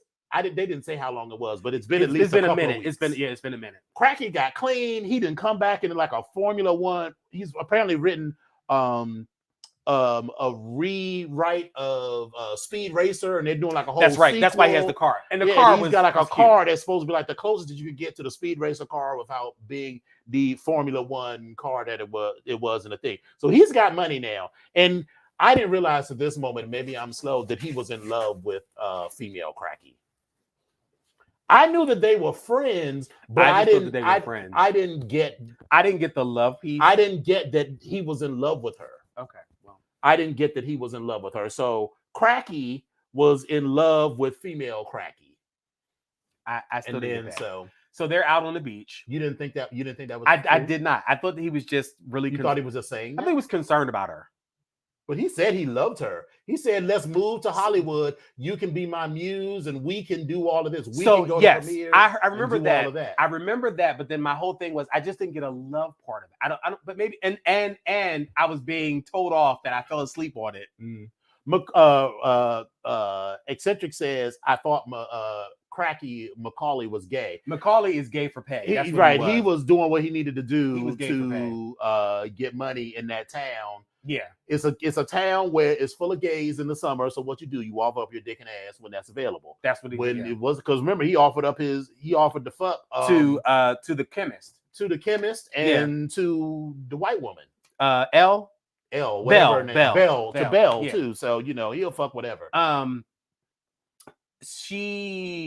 She's like, no, I'm not doing this. She's like, female Cracky is like, she's like, I don't want to do this. I don't want to do this. I don't want to do this because the price is too high. She doesn't want to kill people. And eventually, he did just like Alma did. He was like, just go ahead and take it. Boop. So she takes the pill. Right. She's on the beach, and she's knowing what's getting ready to happen. Well, you gotta explain what happened, because he said, you either take this pill or I'm out. Yes. And the pale people were like right there, but the pale people won't touch the people that took the pill or anybody that's under the protection of the people that took the pill. Which is what you saw when Belle, because Belle had a conversation with her earlier out at the beach as well. Right. So she was about to die. Yeah. And then former Cracky, swoops in and gives her the pill. I have to watch this episode over again because I'm and again, this is exactly what I was talking about earlier. He was like, you fell asleep. I was like, I didn't fall asleep. I remember. And then female Cracky takes the pill. Yes, she takes the pill. And so then she knows what's getting ready to happen. They're back at the house. No. And she's still, she's back at Cracky's spot that they had. Go ahead. And then he's like, what do you want to do? What is your thing? So she wants to go back and paint this scene. So they go out to the thing. Yes. And then he was like, there's like a homeless person on the beach.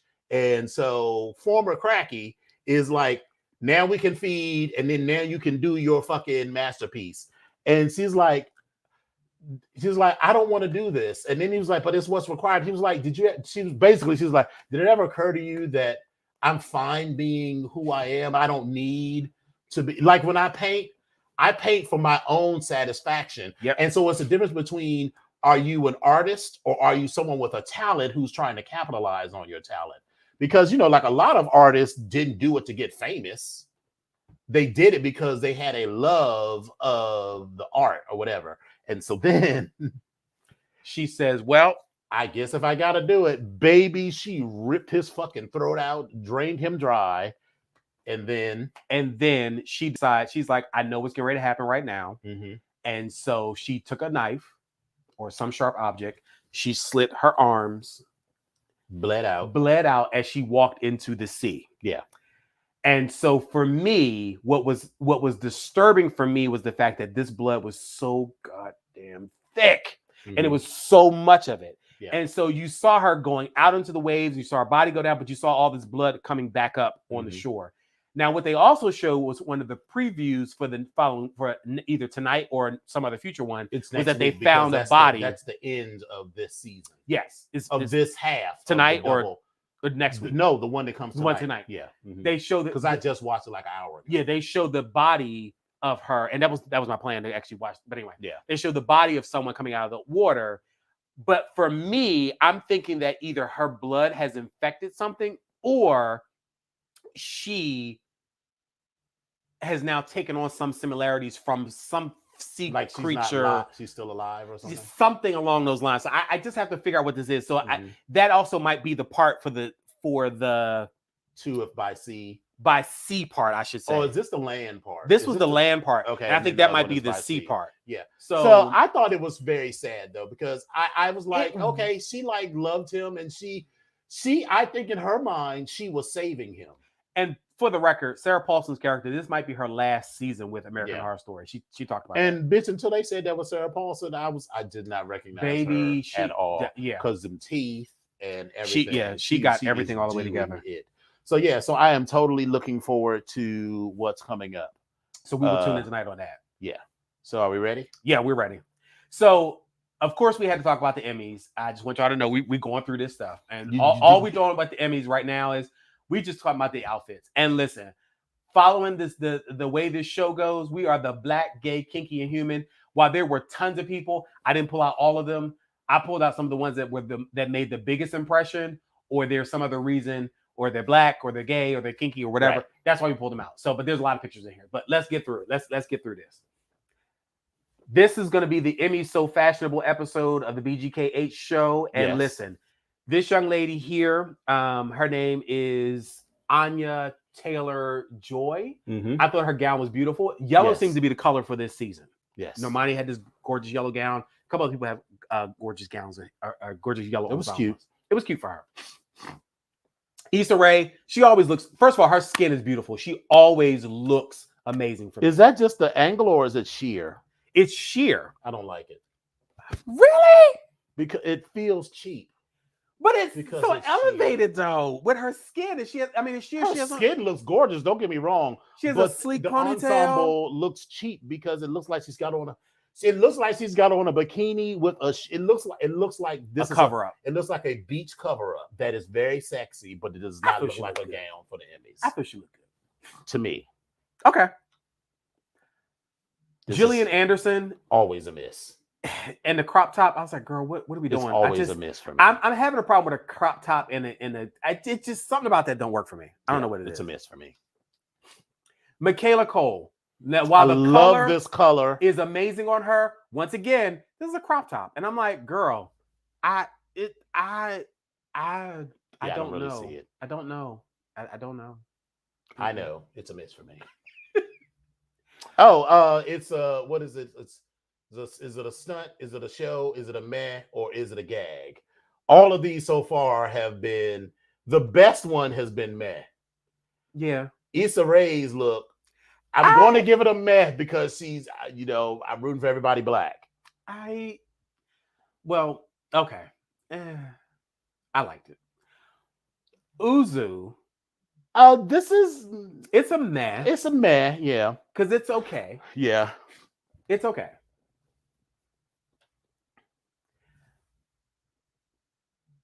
Yeah. I mean, the best I can say is meh. That's just, yeah. This outfit looks very old on her. It makes her look like I'm ready for my close-up, Mr. DeMille. I mean, it's giving very old white woman, coming out for the Oscars. She is the bad version of Goldie Hawn. Right. If she was like 65, you'd be like, this bitch looks wonderful.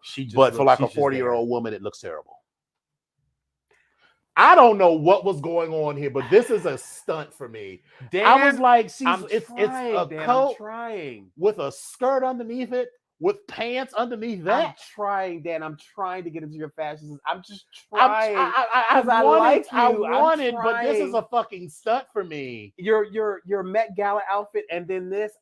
This is a stunt, honey. I'm not seeing it. It's a stunt. This is a bit of a show. A tiny bit of a show. I love the ruffle. I love the drama of the ruffle and how it goes up and over. It has movement. It's a meh for me only because the gown doesn't do what it's supposed to have done for me. Okay. I feel like her stylist is always just a bit off. Okay. And this is just a bit off for me. Like I don't know what it is. It's just a little bit off. I love her, but it's just a bit off for me. Speaking of which, did you see her fucking wax mannequin? I was like, it looks amazing. It looks absolutely amazing. First of all, whoever did that wax mannequins need to do all of them because sometimes it's one of the best ones I've seen. Mannequins don't look like the person at all. It's one of the best ones I've seen. But standing next to it, if I didn't know, because I saw her on Instagram and knew which one was her and which was the model, the wax figure, you would have been hard pressed to look at her standing next to that wax figure and be like, which was which. It's a man for me on it. Yeah. But her wax figure was definitely it was a motherfucking Yeah, Eccentric said 1980s, and I can definitely see that. Yeah, I love her though. Very. Something about this it's color, fine, but the color is off, so it's something about it is it's interesting. meh at best for me. I'll give it a meh, but something about it is interesting. I found it interesting. Tracy Ellis Ross, I'm trying to give her redemption for her Edna Mode wig. It's kind of a, I mean, thinking about it more, it was like, it's a bob. It's a bob. What? I'm gonna give this one the bob. This is her redemption for the last week. Mm-hmm. And although this is a meh for me, it's this still is a redemption. Yeah, it's a meh. Ciao. Next. Ciao. This is kind of cute, but meh. Ciao. At best. Now, I like this. I do too. This is a motherfucking show for me. It's a very low show. It's a show for me. I would rock the shit out of this. Although his little legs look a little tiny, but I like the jacket. Do you have Cedric on this one? I most certainly do. Do you have Keenan? I most certainly do. Okay. I feel like we might disagree on this. on Mindy Kaling. I'm gonna give you. I love Mindy. Mindy I like always Mindy. She does what she needs to do. Assignment. And I love a big gaggy bow. So it's a bit of a stunt. I mean, a bit of a show for me. It's a high meh, low show. Okay, I'll agree with that. This suffers from the same thing that Issa does. It looks like a very fancy beach cover up. I'm giving it a meh because I like his hair. And that's it. That's all I like. Ellen Pompeo. So this girl, is a full stunt for me. Girl, I love you. It's giving Undertaker goes to the ball. I don't know what this is giving. I love her, but something about this is just off for me. And it feels like, here's the thing. She's a relatively young woman. She's like maybe in her late 40s, early 50s. I mean, she's not old. Okay. But like if Lauren Bacall, who I think is still alive, but like in her 80s wore this, you'd be like, Lauren Bacall is fashionable, elegant. This just feels way old and not inappropriate, but it just does nothing to compliment her. In a way that I think someone who was like much older had worn something similar. Like if Jane Fonda had worn this, you'd be like, go ahead, Jane, with your little bob. First of all, Jane Fonda wouldn't wear that because Jane Fonda wear thigh-high boots and a motherfucking fitted gown. So we already know she ain't gonna wear this bullshit. There is that. She ain't gonna wear this bullshit. Right. I mean, it's meh. He's cute to look at, but this is just a regular old tuxedo. So, and how do you pronounce his name? Is it Reggie? It's Reggae. Reggae. Okay. It's Reggae Jean. Whatever his last name is. Reggae Jean Page. Okay. I thought it was Reggie too. When he was on Saturday Night Live, he pronounced it reggae. He's just arm candy for me. That's all. And not even like it's just there. It's just there. Did you watch the Emmys at all? I did not, but I love Conan. On my fucking nerves. I love Conan O'Brien. He was pulling stunts like he would, like, let's say, and the winner is Epic Onyx, and he would like stand up. Yeah, he like it was like inappropriate. I know what he was trying to give, and he was trying not to. He was trying to be gracious and everything, but it felt like he was doing the most. But this ensemble is just middle of the road, man. It's a man. Yeah. I know what it was trying to give. Trying to give Greek goddess. It's a show for me. It's a 75% meh. It's a show for me. I think Allison looks great. Okay. She doesn't look terrible, and she looks fine. Okay. America Ferrera. So first of all, I haven't seen her God knows how long. This is a meh. So I was happy to see her. So this is a meh for me. Yeah. It's just like, all right. Carrie. The gown is a low show for me. Yeah, I kind of the corseted piece. I kind of get it, but the silky, jewels slinky, and the look is it doesn't feel something about the entirety of the look is meh for me. Can I say this? And I feel like I chose violence this morning. You really did choose violence. I feel like I want to give her a hamburger or two. That's what I feel like. That's what I'm saying. I'm just saying. What's wrong? Grabbing the tissue. Oh. Yeah, go ahead. Oh, I'm like, where's going on? Samara Wiley. I thought this was cute. This was a small stunt. I mean, It's a cute. small show. I'm here for the hair. That's what I'm here for. Yeah, like, the sparkly men's cut tuxedo and her with shoe was the good. shoe. Her shoe was good. So Yeah. I'm here for that. But it's a man for me. It's a man. MJ. So listen, this Atelier Versace or Atelier this Ensemble. it's a great ensemble. Yes. The color I think is a little off for her because I think she's so pale. It washes her skin tone out. But I think she looks great. Yeah. I'll give this a low show. Sometimes a little stringy looking to me. It feels like they need to do something with her hair. Her wigs. I mean, this is just a different wig. Whatever, honey. Okay. Sorry. She has fabulous wigs. She's giving me Holly Homemaker. This right here is McCall's pattern number 5325. And it works for her. It's very that. If your grandmother made this for you, you'd be like, damn, grandma, thank you for making me a dress for my 1950s cosplay. Suburban white woman. Or my ball gown for the prom, or not the prom, but for homecoming, because it's a little basic for a prom dress. But it's okay, it's fine. This is trying to give show, and I'm trying to divorce my feelings for Cynthia Erivo from this dress, but it's a little stunty for me. It's a stunt for me. Excuse me, y'all. I'm gonna pause for a moment so people can catch up. What do we think about Cynthia Erivo's dress? This feels like a stunt for me. It's a definite stunt for me. All right, so we're gonna move on. Okay.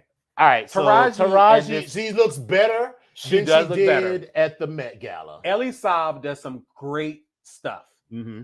I want Taraji to realize that, baby, you are of a certain age and of a certain size, and you can do some things. Maybe there are some things you might. I think her breasts look fine here. I just don't think the look is giving what it's supposed to have gave. Her breasts are underneath her shoulders.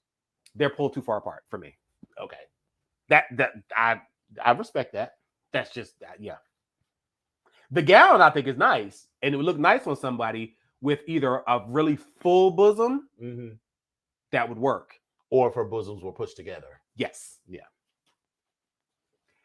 Rosie Perez looks like the mother of the bride. Yeah, and that's just all. Maybe that's what she was giving. That's what she was trying to give. She's giving white woman mother of the bride. That's just what I get from her. So it's a meh.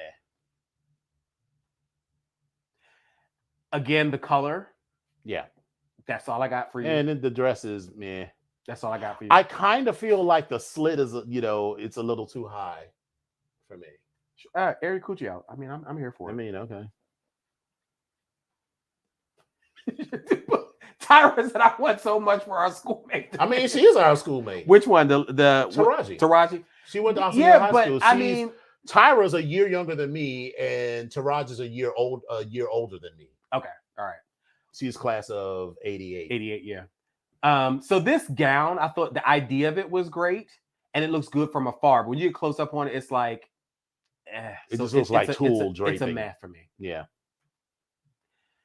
Catherine Zeta-Jones always understands the assignment and always I will looks give fucking her that. flawless. I'm gonna give this as a show, but it barely made a show. But I'm gonna give it a show because it's not flossing, it's not flashy, it's not. But I'm gonna give it a show. Mm-hmm. She wearing the curtains.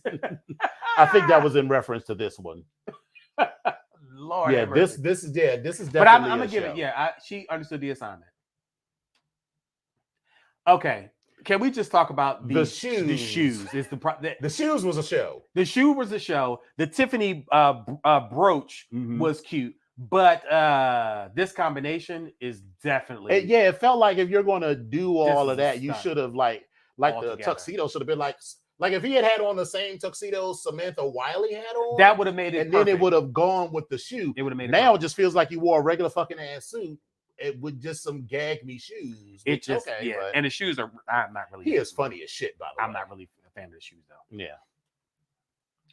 Okay. Okay, Listen. this is a mess. Listen. This is a full stunt. I am trying to support This is the stuntiest all of this crimson stunts. and cream. I'm trying to support it, but I'm trying to support a big bitch.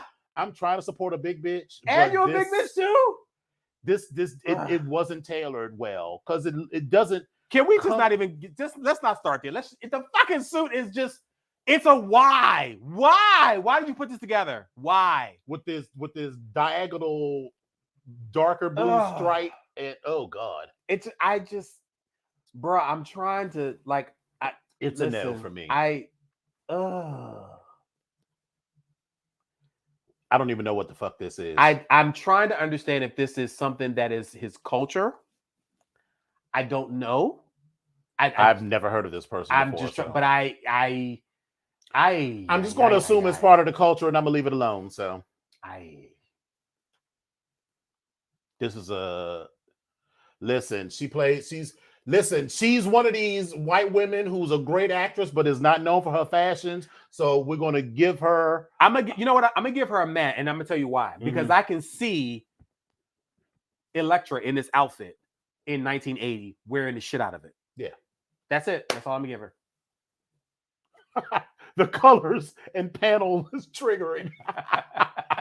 Cedric's outfit was a little triggering. It was a little triggering. I mean, I don't know what the fuck was going on with this. I don't know what the fuck is going on. And they're non-binary. They played Princess Diana in the last two seasons of The Crown, and she's playing. They're non-binary, but I'm like, what's this swim cap? She's playing Baby Huey's older sister. I was like, what in the Handmaid's Tale is going on here? I gave Handmaid's Tale going to the ball. I'm like, what's going on here? It's a lot. So it's a full stunt for me. Okay, so can we talk about Robin Thede and how I think she just looks great? That's it. That's all. She just looks great. I don't. It's not a good thing or a bad thing. She looks. I great. don't like all of this up and through here.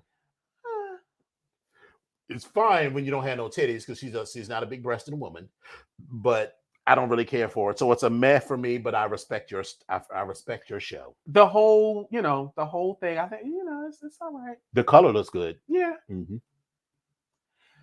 Listen, she looks absolutely gorgeous to me.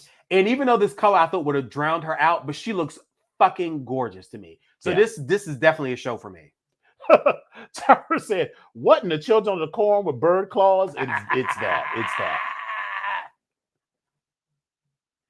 Listen, he's fucking gorgeous. Yeah, that's the reason why he's here. Bitch, you are eye candy, Stunning. and bitch, I'm here for it. So, bitch, listen, listen, right. Come on over. Right. Hey, just come on over. That's all.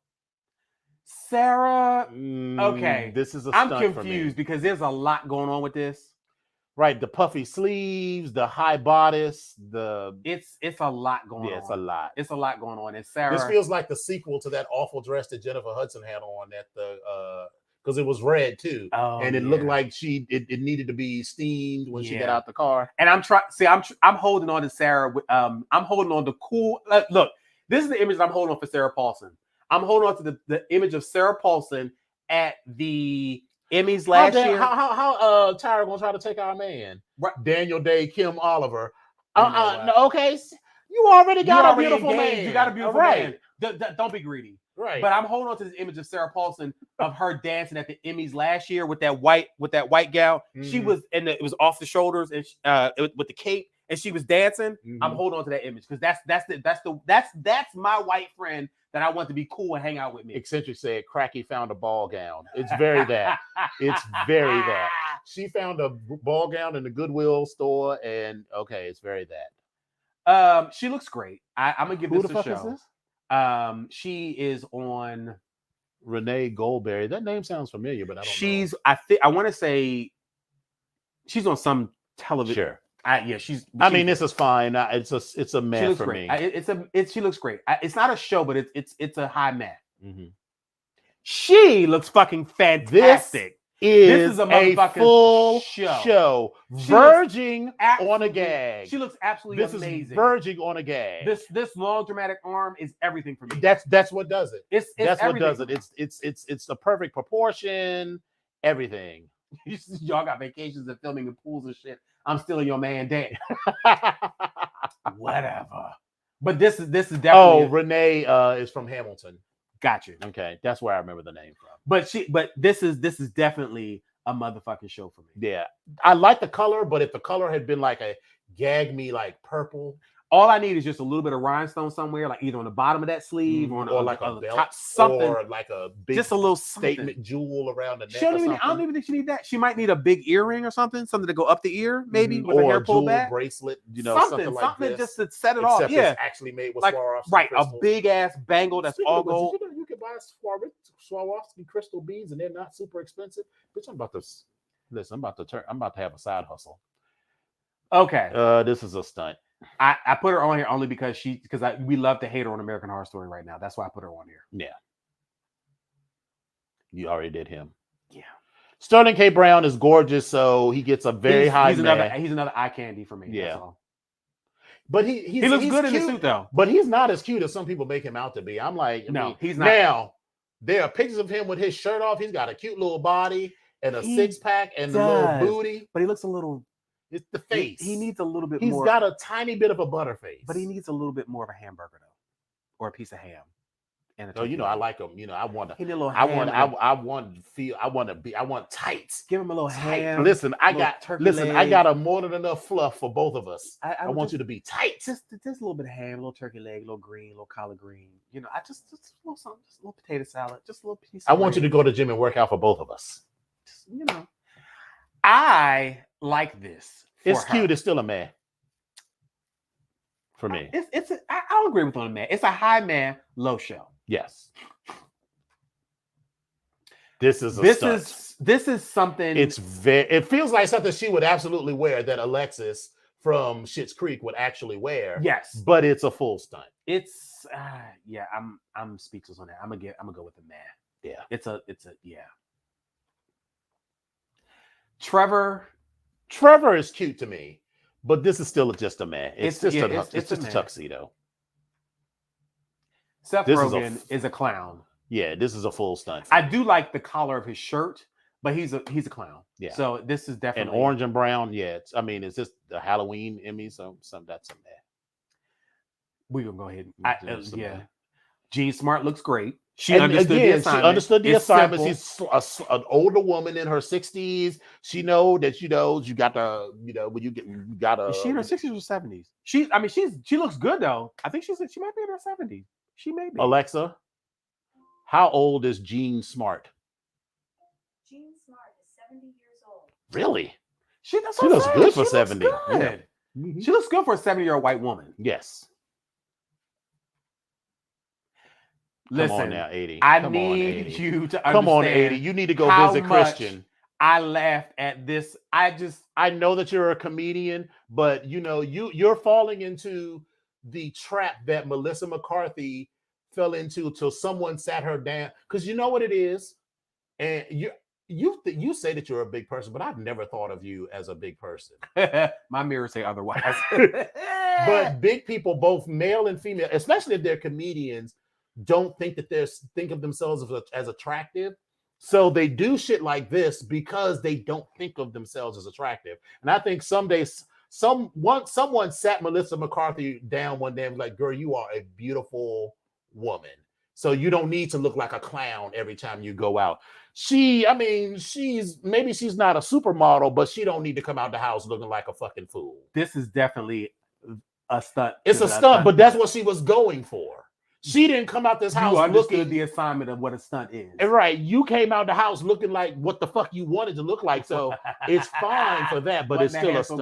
What the Holly Hobby. Exactly. It's very that. I put her on here because the belt is a little too big, though. Just a tiny bit too big. It's like if it was like 25% smaller, it would be cute. It's like the buckle on the Jolly Green Giant shoe. That's how big it is for me. if the belt alone gets a stunt, that's what I'm just saying. But if the belt was, I love a big belt, but if it was just a little smaller, I think it would be a high meh. That's not even 1980s big. That's just, it's oh my God. This is a full stunt for me. I'm sorry. I mean, listen, his first couple of outfits was like, okay, girl, I see it. And then when he had the hat with the, that was the first thing I was like, that was not. a full gag. Absolutely not. Absolutely not. Absolutely not. Absolutely not. And that's how I feel about this outfit. Absolutely not. It's a whole mess. It's a mess. A mess. Is there anything below a stunt? A mess. This is a mess. This is a mess. A mess. A mess, y'all. It's yeah. Now, I like this from the front. This is a show. Because I was when I first saw it, I was like, bitch, it looks that pink, but on tone, it looks very good. And then I kept looking at him, and I was because his problem area for me is a problem area for me. He's hippie. And I was like, "Ooh, it looks good. Problem. It looks good here." But then I actually watched him. He has a slit in the back. It's more than that. Ooh. I saw him, and I mean, if you got a big booty, you got a big booty. Yeah, but he got enough money. From the front, it looks really good, and I love the idea of the pink and everything. But I watched part of the Emmys, and when Saturday Night Live won, he got up on stage, and from the side and the back, it was a mess because it was not tailored for someone who's hippie. It's sort of invisible here, but when he turned to the side and you saw it from the back, and the proportions were just not, and it didn't come down and over the butt. It sort of came stopped at the top of it, right? And it was like at a diagonal. It needs to come all the way down. It was too small. His ass is too big. It was too small. Right. So it looks, but it looks good from the front though. It's from the front. Yeah. It gives a show, and I also appreciate that a heterosexual came out in pink and looks good in it, and wasn't trying to. It made a statement without being like, I'm making a statement, So it didn't have rhinestones on it or anything. So I'll give it a show from the front. I liked it from the front. I'm gonna give it a meh from the back because this front was a show. Now, if the front had been a meh, then the back would have been a stunt. It's like it's one step down. All right. This picture looked good. Yeah. He was a little trade-ish right here to me. Well, he always has been a little trade-ish. That's the sad part. Yeah. He's forced to be a comedian, but I think he is just his little show Keenan. He a little hood. Looks. He a little hood. Yeah. I think he a little hood. That's what I get. Mm-hmm. Okay. So all right. So that was fun. Yeah. So listen, while we get it together, this is what we get ready to do. We're gonna have y'all to look at this beautiful bean footage real quick, and I'm gonna finish blowing my nose because I was blowing my nose, and so check this beautiful bean footage out, and we'll be right back. Very classy. Yes, but you want me to have snot on?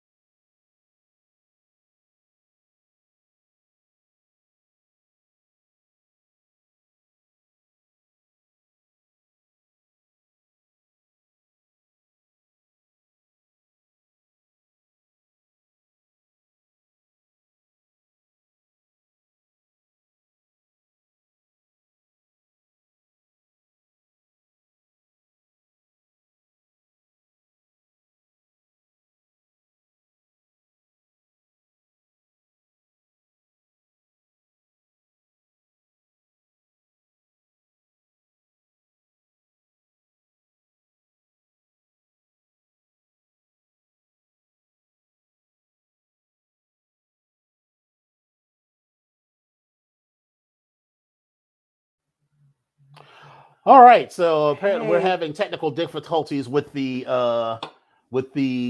show in credits, but y'all get the idea. Yeah. BGKH Show, Dominion and Epic. You can reach me on Twitter and Instagram at Dom Onyx, on Facebook, DomOnyx. Blah blah blah, and You can reach me on Facebook, facebook.com. If you look for Epic Onyx, you can reach me on Instagram at I am Epic Onyx.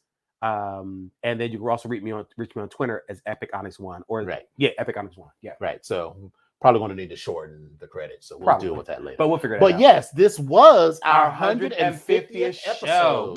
So that means we've been doing this for a little more than 3 years. We started in January of 2018. Yes. And y'all been, listen, we appreciate y'all for just sticking in there with us because, oh my God, it's been amazing. It's been very cathartic. Yes. It's been fun. Yes.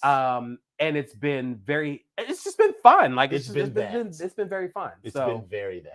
So yeah. And thank y'all for sticking with us and going through some of the crap that we went through on air, off air, Hallelujah, everything else. So, but with all that being said, and I'm getting ready to get I'm not getting ready to get it, but I got to blow this nose. This nose is driving me crazy. So I am gonna say you all could definitely be anywhere else tonight. At any other time during this parabola pandemic that we're still in, this panini that's going on. Yes, God. We definitely appreciate y'all being here. And I don't have anything else to say, but what about you?